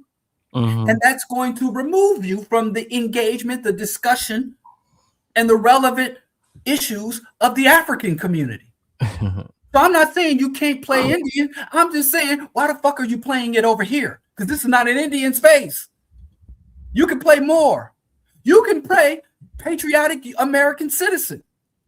But if you're a patriotic American citizen, go over there and talk to the Proud Boys and the Promise Keepers and all those patriotic American organizations. Why the fuck is FBA and ADOS arguing and fighting with African people? Because I'm an African. So I move amongst African people. I engage African people. If you see me out in public engagement, it is an African cultural thing. It is a black thing. It is all blackity black. If ADOS had a conference, I wouldn't fucking go. If ADOS had anything, if ADOS goes online, I don't even watch them scumbag. All my information from ADOS is people keep sharing that shit with me. And I've already scratched it and tossed it into the ash can of history. It's an obsolete anything until some white institution picks them up and uses them as an agent provocateur. They're irrelevant. And so once you say, hey, I ain't African because my people are oppressed and you don't want to join this fight, you don't want to make a positive contribution to our just aspirations, I grant you that. I understand it. It is wonderful to me. Being a conscious black man who embraces my African lineage, who supports African liberation and black power, has guided me to make the best decisions of my life. My intimate personal relationships and my relationships in the community and my relationships at home and abroad. It is made for a wonderful life that is rooted in struggle. And if you think wrapping yourself in the goddamn flag and orienting yourself to demonstrate to the white man that you're patriotic enough to deserve more than a black man from Haiti or a black man from Senegal, and you tell the white man I'm more American, so pick me, boss. Give me reparations, boss, and build a wall, kick them out. Kick them out of schools, kick them out of politics, kick them out of movie studios, boss, because I's the one, boss. If that's the fuck what you are. But that some of the house Negroes, if you want to get up in the house and you want to get up on the lap of the white man, then that's your choice. And you made your choice, and therefore we have to respond accordingly. This shit ain't even complex. We shouldn't be having these discussions in 2025. We have to, I mean, you know, cultural labor is just as relevant as the material labor. I think we thought we had made some ground. And the interesting part is that many of the people that I find myself debating have all these African names. I even know some brothers and sisters. I think they're tired. They're literally tired of fighting. You know, I know so many quote unquote used to be Pan-Africanists now saying hold on, I can't used to be Pan-Africanists that are now fighting with the American flag now, you know, or the FBA flag or the holiday they have. That's what I'm saying. There's an identity and an ideology there. They have a whole flag and holidays coming.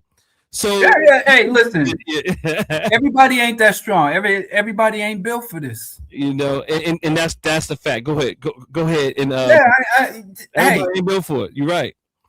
You know, I just had a person come and tell me they were former Pan-African, right? And I said, so you're no longer a Pan-African. What is your current ideology? And they said all this stuff, I support peace, I support justice, but they didn't name an ideology. And here's the thing. If you have not consciously cultivated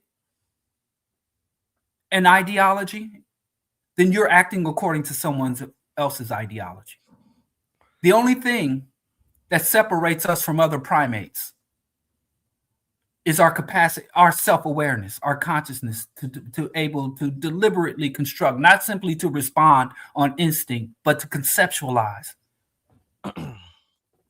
You know, and so a lot of people abandon it, but I see when I find people who say I ain't with that black stuff no more. I used to be a Pan-Africanist.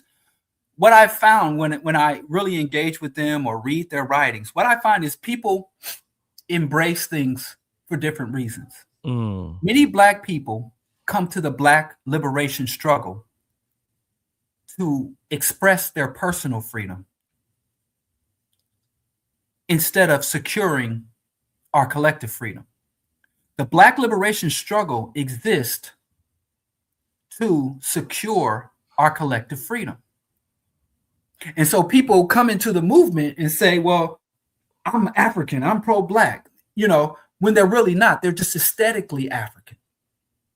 It's superficial.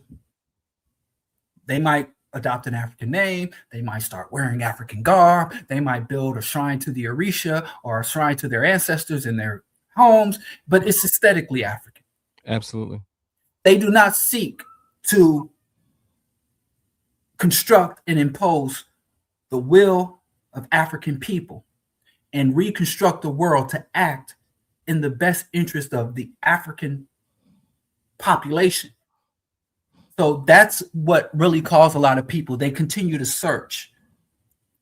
And you'll find I used to be a Pan-Africanist, now I was spiritual, and then I'm patriotic, and now I'm an entrepreneur, I'm trying to secure the bag.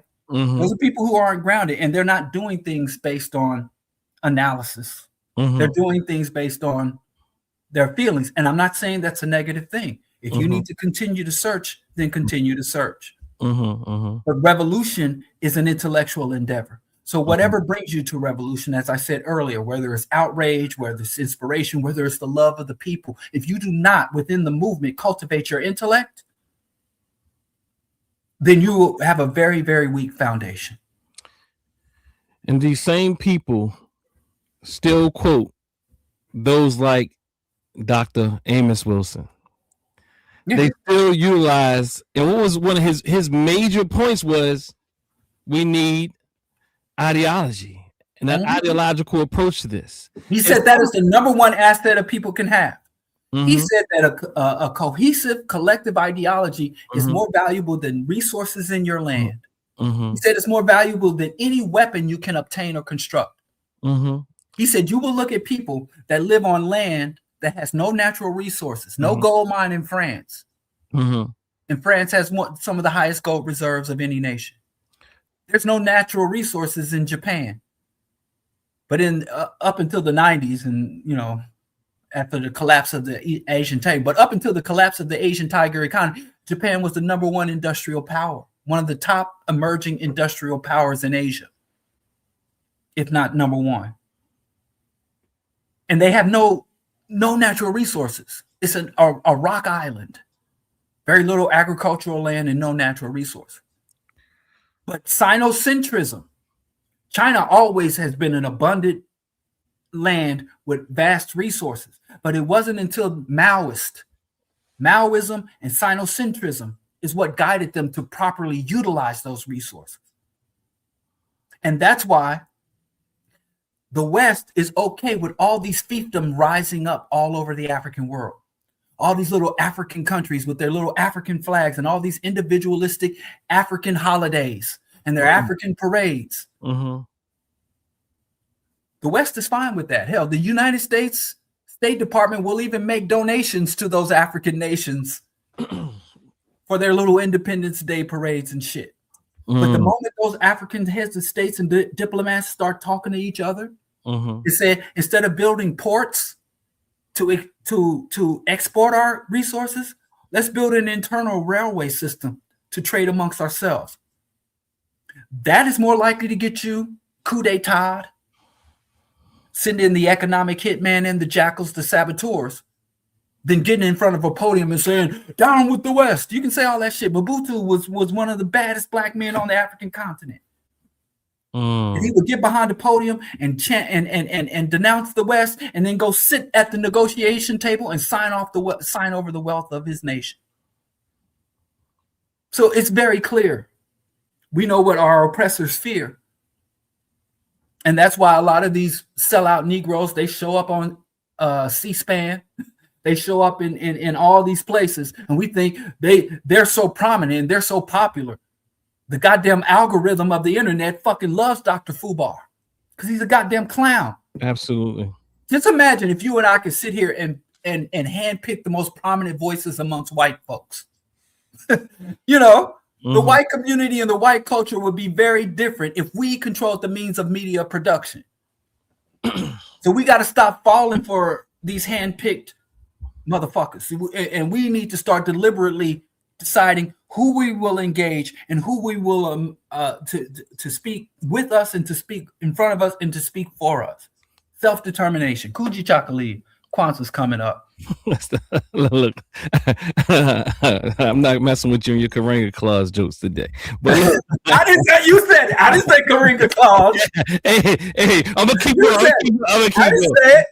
Hey, look, check this out. So I'm going to be doing some scientific analysis, Brother Diallo, on attitudinal differences amongst African people across the globe, just to bring some data to the conversation. I'm not talking about today. I'm talking about in future episodes.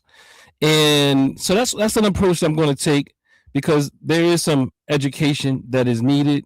As you say, I know one of my good friends say the war is ideological, you know. And so what I want to say is, I was just thinking today though, as I was driving, and I said, you know, we're fighting them saying that they are anti-immigrant, black immigrant, or immigrants in general. But I thought about it on another level. They're really anti-Pan-Africanists. They're anti-black. Yeah. And the only black people they accept are black people who are validated by white folks. Look at the black people that they deem to be worthy, are the black people that have the stamp of approval, citizenship, and recognition from whites. So they're anti-black. If you are a black person that does not carry the necessary credentials, it doesn't matter what you believe, it doesn't matter what you contribute, it doesn't matter what work you've done. If the white man does not have his stamp of approval on your forehead, then you're an unworthy African. So what they're saying is white folks divided up the world, and they created various populations of black people and placed them in various parts of the globe. And the people that the white man placed here to get special consideration of all the other black people than those who were colonized on the continent or those who were distributed. And Dr. John Henry Clark told us 50 years ago, the only difference between a Jamaican, a Panamanian, and a black American is a boat stop. And they said, so it's literally the white man carved up their world instead of saying, we're going to wipe the slate. So we're going to wipe the slate clean, and we're going to restructure this shit our way. So, Brother Diallo, that's how we honor our ancestors, by defeating the system that created them, not replicating and embracing it. But Brother Diallo, and you know, you gotta say one more thing. Yes. About black people not liking each other. You think the British like Americans? You think the Irish like? Do you think the New Zealanders and Australians like the French? It ain't about like, it's about power. I know half the people I work with don't like me, and the other half of people I work with, I don't like them. It ain't about who like who. That's not what power is. Grow the fuck up. This ain't a high school lunch cafeteria. Oh, you can't sit with us. You can't sit at the African American table. This is global power. We are under a system that is not just oppressing and exploiting us. We are under the system that is destroying the life-sustaining capacity of the planet Earth. And do you think our descendants 100 years from now on a contaminated, non-viable planet will be sitting here trying to determine which of their ancestors had a social security number and a birth certificate? Which of their ancestors migrated where and how? So they're going to say which of our ancestors organized and constructed opposition to this shit, and which of them submitted and cooperated with. That will be the only definition of a good ancestor or a good black person and a bad one. Who resisted, who submitted, who cooperated. Mm-hmm. And that's it. Those are the only defining characteristics of any black person on this planet. I don't care where you are, how you identify. Do you resist capitalism and white hegemony? Do you submit to it? Or are you an active participant and champion of it? And only one of those is an appropriate way to be. And that's it. I'm sorry, bro. No, I appreciate it. I just had an oatmeal latte. I know not to drink coffee before I turn on this camera, man. You know, I kind of, you know, I knew it was going to be this type of talk. So, and because I know it was going to take some work off of me, and I appreciate it. but you give so many points at one time that I can't really dig into the many points, right? But you know, one thing you're bringing up, we talked about Amos Wilson, and we spoke about, you know, the mind he was. We talk about Dr. Clark, the mind that he was, or as some of us might say still is, because they left a legacy and plenty of things for us to build upon. But their argument goes back to your argument earlier. They're saying that there's outdated aspects of Pan-Africanism, or Pan-Africanism is outdated. You didn't say that per se, but you did say that we need to update some things. Yes, of course. And what they would say is they are the update. They are not. They're not. Let me finish before you come.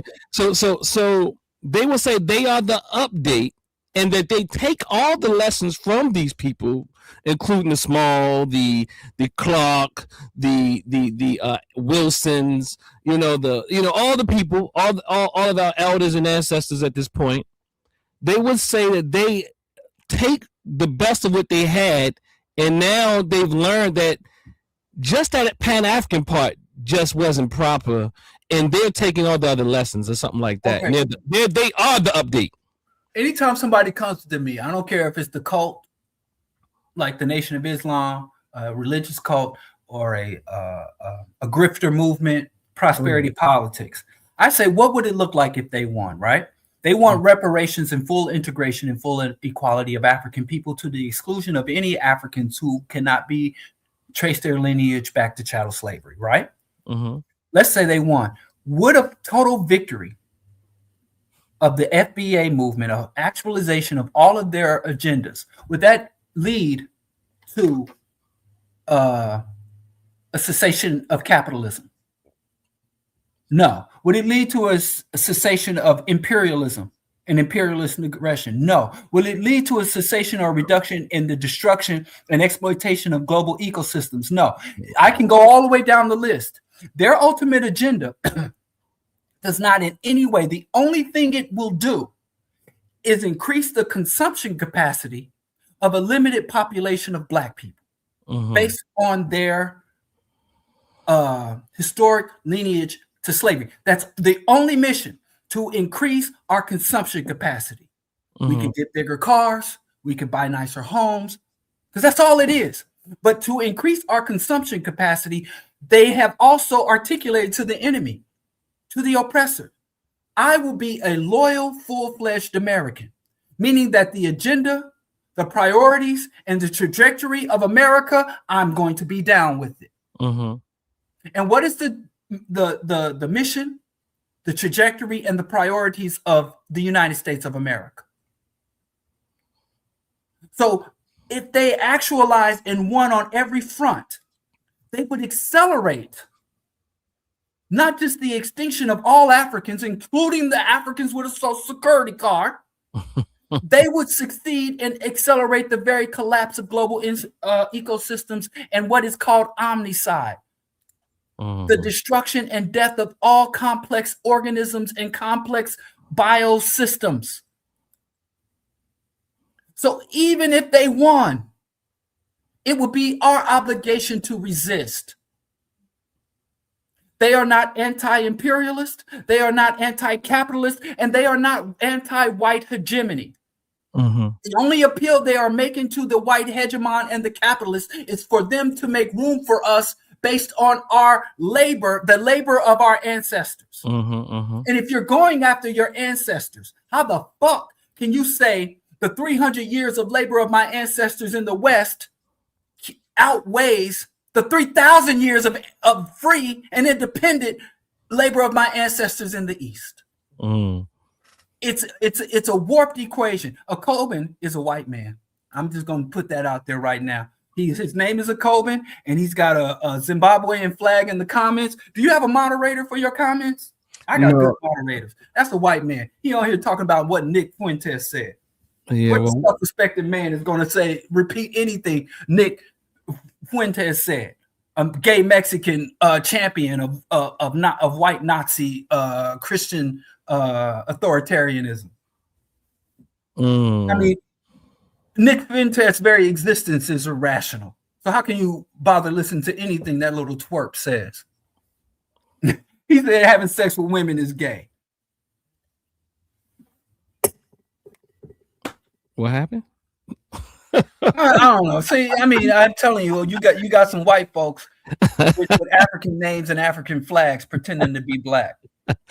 Okay. Yeah, I ban you. Yeah, you come up in my feed, I'm gonna ban the shit out of you. I mean, that makes sense though. You know, I haven't done this much, so I don't have moderators, man. That's something I'll have to, you know, as we continue. The chat, man, shit. Yeah. As we out of self-respect.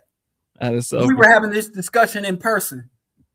You let some musty dude with poor hygiene in blackface come to you, a white man in blackface come to your home and have a discussion at your table. So this is our online communities. We got to cultivate our own online communities as deliberately as we call it. But that's my thing. I ain't gonna tell you how to run your show, bro. I'm sorry. I've overstepped. Hey, no, you didn't overstep. You kicked. Now he's using weak ass, fake ass patois. He went from being Zimbabwean to Jamaican. Okay, that's a white boy. Is that what it is? Yeah. So, and let me tell you, my rule is I don't respond to anonymous hater. Because they call me, I didn't name myself the Grinch of Pan-Africanism. But number one, I don't sneak diss. If I'm going to diss you, I'm going to say your name and I'm going to show my face.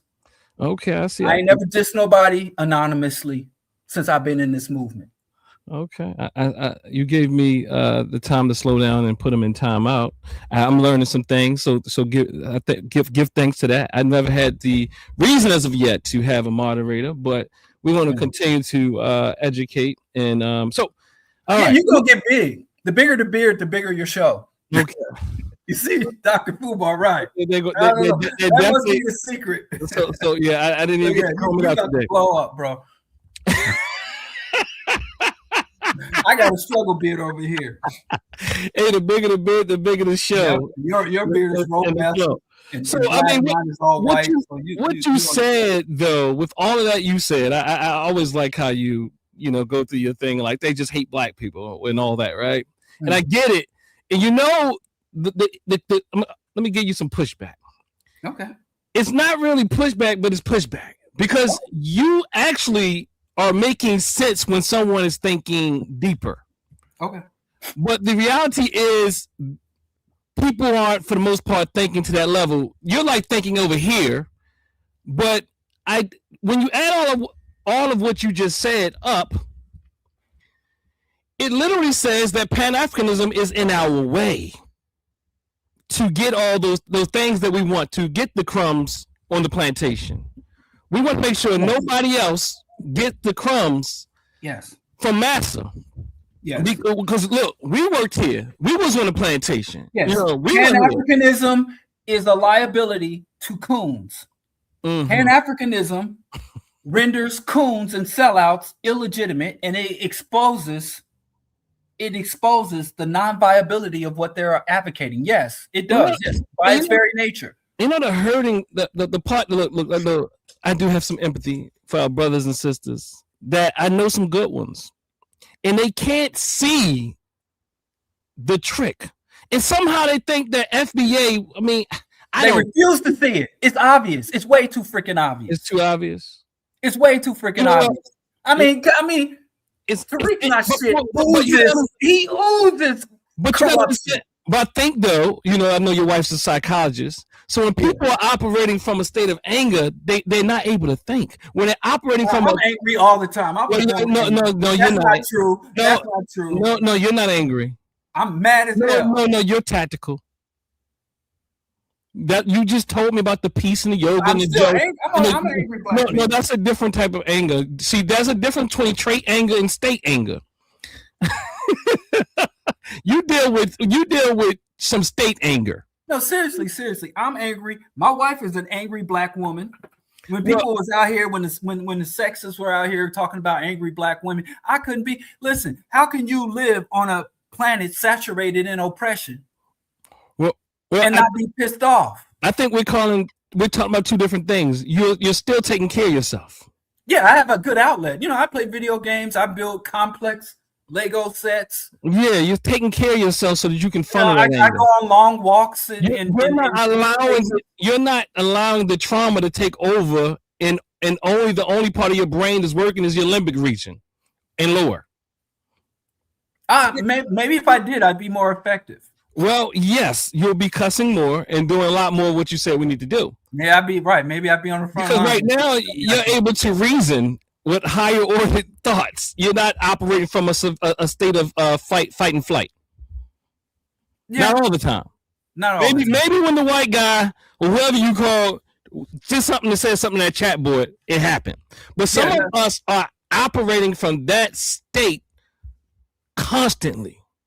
And we believe that the Mexicans are taking our money, the Africans, the Jamaicans, because I was on a show, on Dr. Mayat's show, and she and the brother name, I'm not even gonna say his name, but anyway, he asked, I forgot what it was. It was something that I called him out on, and he said, "Brother Ausar," he said, "Do you think I'm afraid of you?" I said, "No, brother. I don't have to be. You don't have to be afraid of me. I love you. I know you wouldn't do that, but nonetheless, what I'm saying is, he said because when somebody is afraid, that means that if somebody's lying, they believe they must be afraid of a person. I said, no, you're not afraid of me. You're afraid of Africans. You're afraid of Jamaicans. You're afraid of Haitians. You're afraid of all. You think they're gonna come and take what you think is yours. You think they're going to take your reputation. Let me tell you what they fear. They fear a white man. Well, that's true. But I think there's levels of fear.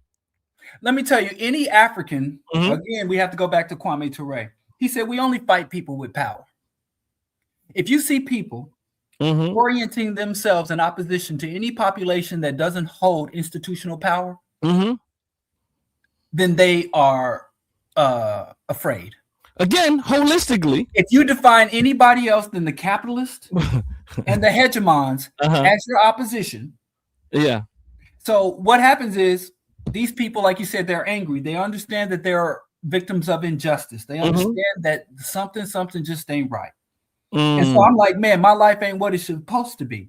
Right. So I want to make it. I want to change my life. No, I agree. They're taking the easier fight. It's not even the easier. What they believe is the easier fight. They're conducting themselves in such a manner to win the favor of the white man. Because let me tell you this: if Donald Trump, if the MAGA movement, if the U.S. State Department tomorrow woke up and said Haiti is the 51st state, if the American government and those in power and Elon Musk stood up and said, if not for Haiti, the United States would never exist as a nation. And the Haitian Revolution provoked the French to sell the Louisiana Purchase and doubled the size of the United States overnight. We owe a great debt to the nation, so we're going to create a constitutional amendment and make the Haitians the 51st state. And all of this, those FBA people are like, yeah, and they will be outside with Haitian flags. They're not thinking as independent black people. They're looking at the white man, and now the white man is anti-immigrant, so I's anti-immigrant. The white man is pro-entrepreneurialism and capitalism and tech, so I's. Everything they do, they are byproducts. Right. They are excrement, excreted by the white man. No, the So data shows though. They want. The data shows though, brother Diallo. I get you. You're thinking over here, but the data even shows that they think that the white man. I'm sorry, that the other immigrants are coming to take their stuffers. Right, and who told them that? Where did they get it from? They got it from the white man. Exactly. They got it from they are parroting. That is called Mm-hmm. called mirroring. Let's use your expertise. It's called mirroring. When someone is in an abusive relationship, they will start to mimic the behaviors of their abusers in order to deflect the wrath of the abuser. Well, I mean, I see that, but also and so what they do is saying, listen, the white man is gone mask off fascist, has gone masked off overtly racist. If the United States was still like it was back in the 70s, pretending to be diplomatic and saying, well, we are amongst a community of nations, and we're going to respect the UN Charter, and we're going to respect the Refugee Charter, and we're going to, support the International Criminal Court, then they're going to, just like we sick boss. We hate immigrants boss. They're just mimicking white folks. They're not even. That's why it's kind of like. But you go to somebody's house, right? I get what you're saying. That's what it is, man. That's what it is. Look at it a bit more nuanced, though. I do get what you're saying holistically. Overall, I do. But they do fear, and the fear is put into them. They are told they come to get your shits. They come to get your stuffers. But that's not true. No, it's not about it being true. They don't believe. Listen, they're only regurgitating because the average. Listen, I grew up in Missouri. Right, I've been to places like Smithville. I've been down in the Ozarks and shit. I used to be down on the Missouri-Tennessee border for inner city youth summer camps, paid for by Kanakuk Christian. I've been all over the white parts of this country, right? Yeah. And you got white folks who never interact in any significant way with Mexicans or blacks. And they have very strong attitudes and opinions about people they never interact with. Yeah. They got very strong attitudes and opinions. Right. People that live in an area within 100 miles of where they live, there isn't one mosque. But they go to the polls and vote against Sharia law because they're afraid that Sharia law is going to be imposed on them. So people have a phobia is an irrational fear. But I have to tell you, FBA and ADOS are not speaking based on research facts. Oh, the data backs up. They are strictly taking their cues from the white folks in power. That's all they're doing. It's a both and, brother. Yeah, it's a both and, brother. They are also afraid, man. They are afraid. Yeah, okay, but where does the fear come from? It's obviously come from the top. Exactly. But what I'm saying is they're still afraid nonetheless. I hope the fear consumes them. I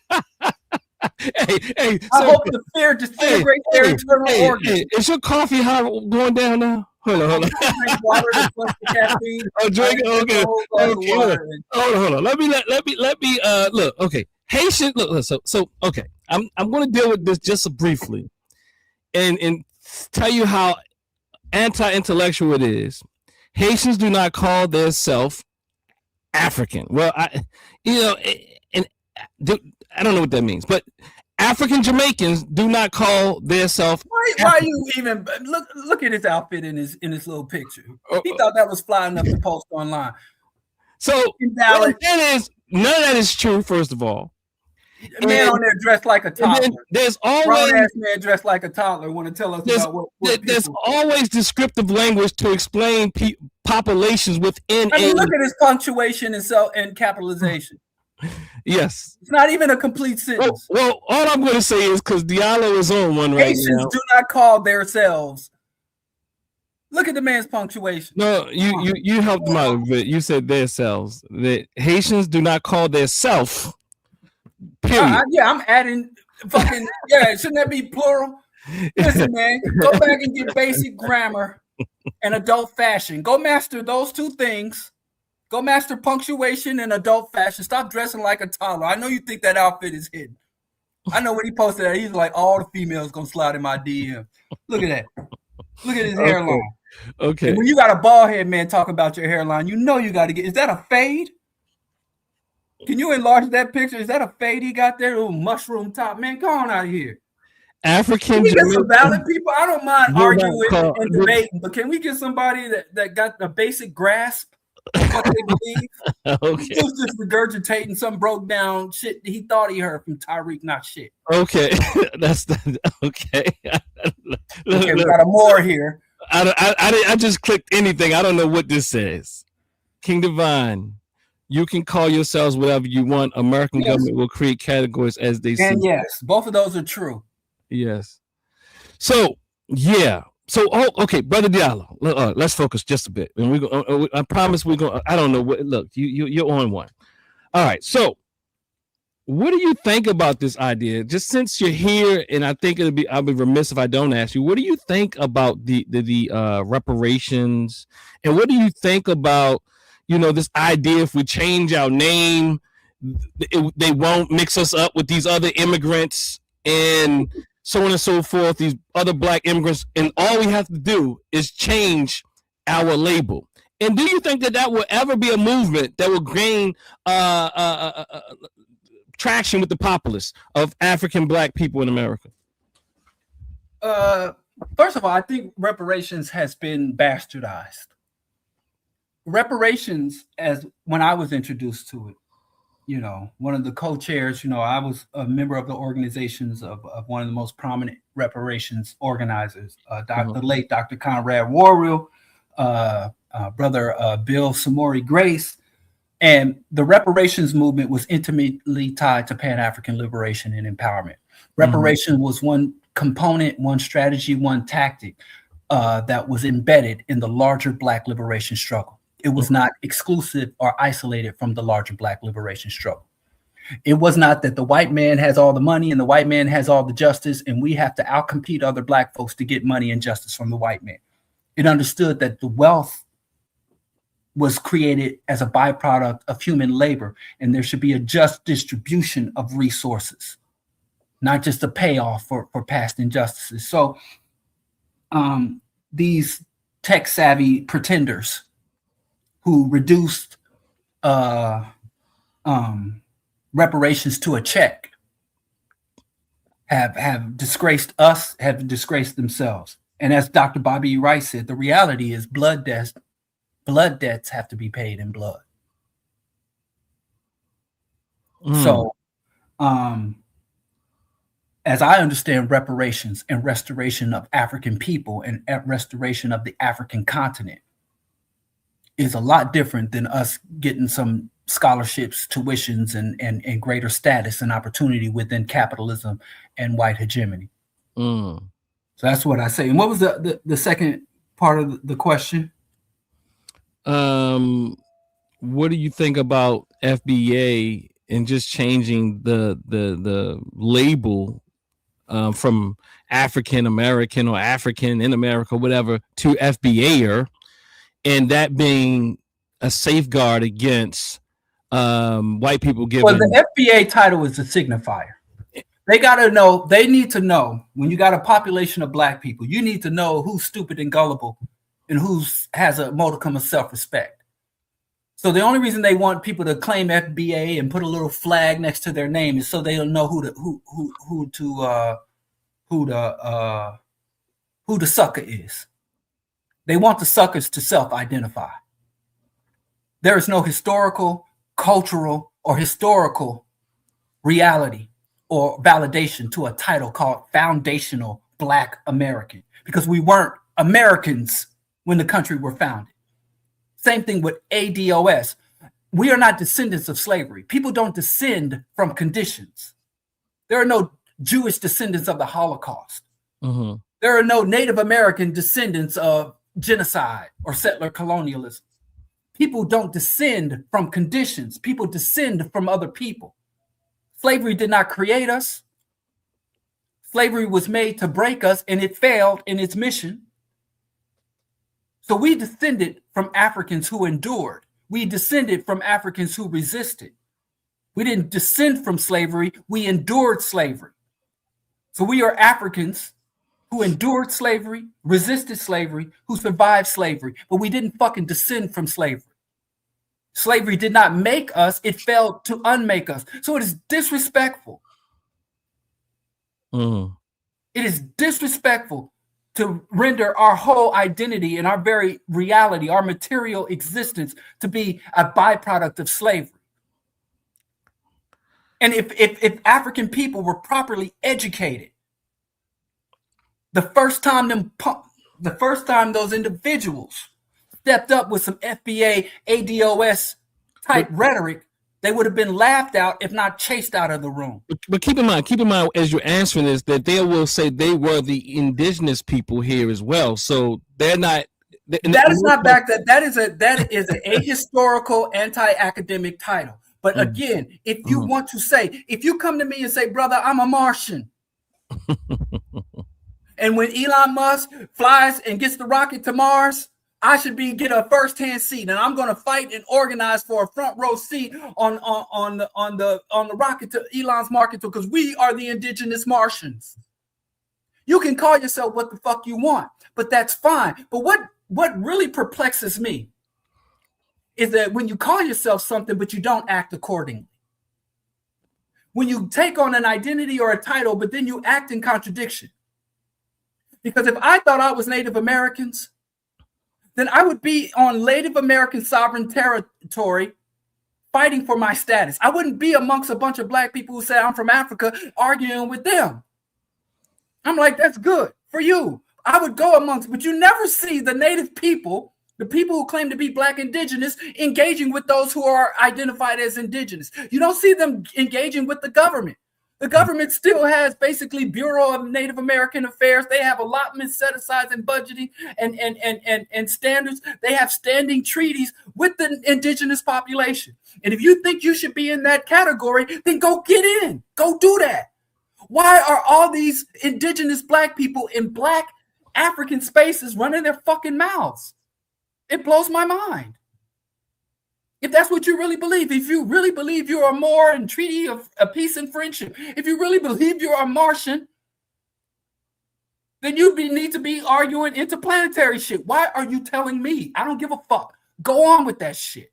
If you're an indigenous Americans, they have a movement, then go. Leonard Peltier got out. Go celebrate that and go with the American Indian movement and fight for your rights amongst and within that category. And they know they can't do that because the moment they go to the actual indigenous people, who I stand in solidarity with the indigenous struggles, from the Inuits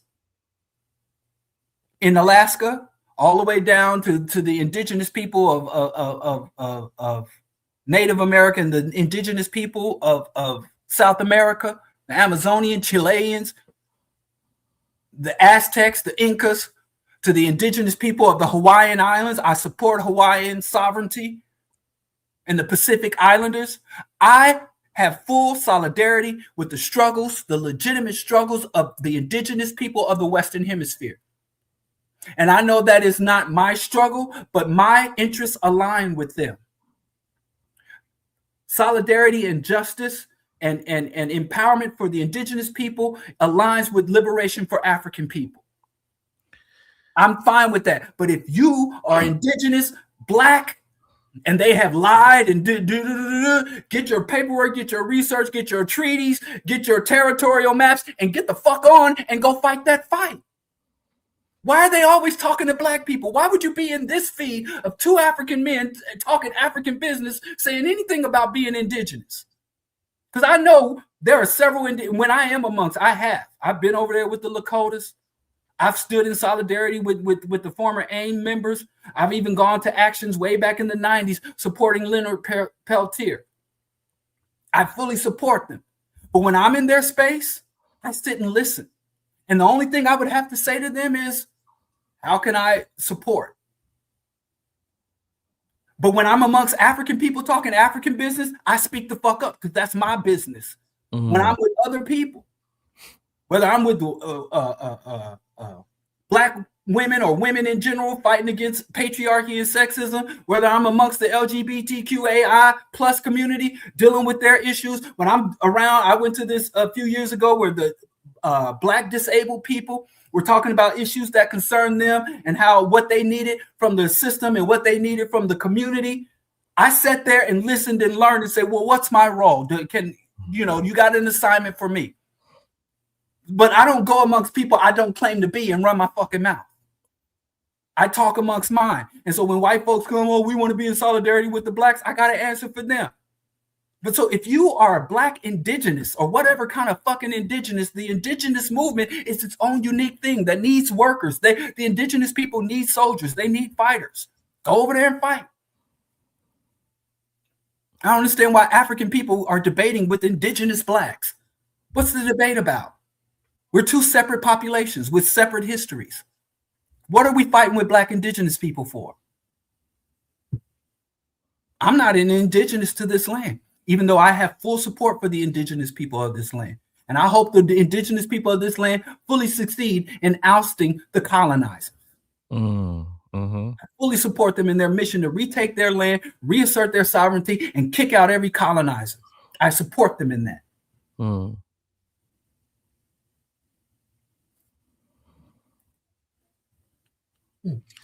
Yeah. So in closing, they know they ain't indigenous. That's why they over here bickering with black people, by the way. That's why they bickering. Oh, so that's why they bickering with black folks. They know goddamn well they ain't Indian. And they know they can't convince the actual indigenous people who got the damn treaties, who speak the indigenous languages, who got the DNA of the indigenous people from the Inuits, the Aztecian, and the mound builders of the East. They know they can't go argue with them about being indigenous. So they put on a goddamn headdress and feathers and argue with other black folks because they know they us. And then they change the pictures around. They'll go take Native American pictures and give it quote unquote Negro features. Listen, I know. Listen, you want to pick a winning team. You want to pick a winning team, but it's weird to pretend to be indigenous because indigenous people are worse off. I mean, the Native American people in this country have the lowest life expectancy. They think that's. I wish every single black person that claimed to be indigenous should have to go live on Lakota land, live on those trailers that ain't got no running waters. Where the hell were all these black indigenous people when the water defenders were fighting against the Keystone Pipeline and it was sub-zero temperatures and the U.S. Federal agents were spraying these Native American people with water hose? Why the fuck ain't you over there in the indigenous fight? Why the hell? Or you on the south side of Chicago in some goddamn moccasins? Why ain't you in rural Utah? Why ain't you in rural South Dakota where your people's fight is? And if y'all don't get out of here, and you black folks in New York on the subway wearing Bedouin clothing, take your ass on to Morocco and do that dance. And I listen. I don't have. I know y'all got a good heart. Like remember R. Kelly said in that interview, I need help to not have such a big heart. I don't have that problem. Listen, I'm not sympathetic to these motherfuckers. They playing around. It's inexcusable to reach adulthood and be that goddamn ignorant when all of us got a supercomputer in our goddamn back pocket. Absolutely. There's no excuse to be that goddamn stupid. That is willful ignorance. I mean, because as my cousin said earlier, proper perspective. And I did give him a wrench, Diallo. You see, I'm working in real time. Working in real time. So he was saying that I forgot what he said. What did you just say? You said, you were saying is no excuse to be that ignorant. And when I look at just stupid statements like we're not African, Jamaicans don't call themselves African Jamaicans or this, that, when that's not totally true. We don't know shit about. Go read the Rastafarians. Go read up on the Jamaican Maroons. Go read up on Haitian folklore and Haitian indigenous spirituality. Get the blood clot out of here. And it is also identifier to distinguish certain people on the island with different racial categories. So yes, it does exist. It also exists in a sweeping term called Afro-Caribbean. So what I'm saying is you're making no sense. So as my cousin said earlier, getting back to that, is that you, no matter what you say, and if you give them the answer, they'll continue to ask the question. They'll ask the question they're not interested in an answer, as if you never answered it. Yes. Well, Kwame Ture said this, so don't blame me and don't ask me to explain it. Kwame Ture says some Negroes are too stupid to be a slave. What? Okay. I said Kwame Ture says some Negroes are too stupid to be a slave. I use my elders and ancestors too. Like, I didn't say it. Look, I know it's hard. This is hard to take. But Amos Wilson said you got to use both sides of your brain and not just get caught up in all this fantasy. Yeah. So But I say we don't debate these people. We mock, we demean, and we dismiss. So demean, and dismiss. He does degrade ourselves trying to actually enter into real discussion with these motherfuckers. Absolutely. And I say I psychosocial analyze and diagnose.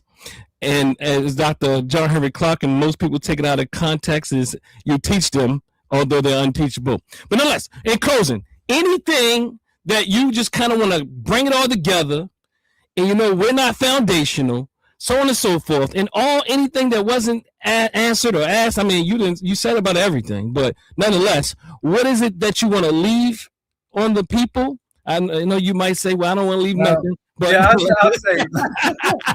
I know. Look, I already know that you are. I know how that thing works up there. And I appreciate it. Right. So you make it hard to ask a question, but nonetheless, I already know because I kind of got the same thoughts in my mind. So I really appreciate seeing you in the mirror, and you just a little bit. You take the gloves off. So I'm very intentional. I thought I'd be done with this by now. Well, you're not going to be done with it because I thought I'd be on an African seashore with multiple wives, sipping something out of a coconut. But I thought the struggle would be over by now. Yeah, and that's what they thought. So that's why they said, no, we're going to go ahead. To this video, I don't see it. Say it again. Nothing. I'm just. All right. So in closing, let me say this is. I'd like to leave people with this. It is a privilege to be African, but Africans must unite. That's Nana Kute, the late great Del Jones, the war correspondent. Ashe. He would open all of his lectures with that statement. It is a privilege to be Africans, but Africans must unite. And shout out to Namdi, African World Order. So how do they follow you, Brother Diallo? It's at Diallo Kenyatta across the socials, AfricanWorldOrder.com and the African World Order YouTube, Diallo Kenyatta YouTube, and you can find my writings and essays and stuff and all that at DialloKenyatta.com. No, at Diallo Kenyatta across the socials and DialloKenyatta.com and AfricanWorldOrder.com. Okay. So yeah, I thank you for coming on, and I too agree with you on levels and those ultimate levels that you try to, and those levels you try to just skip past and say this is what it is. It's kind of like Brother Diallo is one of those people that kind of like when somebody say colorism and they say all these other isms, he say it's just racism. Colorism is racism, and I'm like, I get that, but for people we have to kind of so yeah, I agree with the final conclusion with my dear brother, and I do think that we have to fight this as a real war, because I think many of us, even those war, yes, it is a race war. Yeah, and we take it as if it's not a war, and that's why it's so easy for you to say I'm not Pan-Africanist no more, because you thought it was going to be easy. You thought that it wasn't real. You couldn't have believed the things you was reading in the ideas coming through the organizations you've been a part of. You just thought it was a social club. Mm-hmm. So nonetheless, I'm going to say, family, like this video up, go follow Brother Diallo across social platforms. I hope this isn't the last time. I'm going to stay in this fight for the minds and behinds of our people, because you understand there's always somebody that look like us is being used against us to stop us. So nonetheless, we will fight. And as Brother Diallo said, you got to do something with traitors. Yep. And but you do have you can wake up. You can wake up and join the right side. But nonetheless, Brother Diallo, I thank you again. And family, I'm going to say peace and power until next time. When you claim you're Africanist, you're going to get your mind back. Black and I'm proud. Black and I'm proud. When you claim you're Africanist, you're going to get your mind back.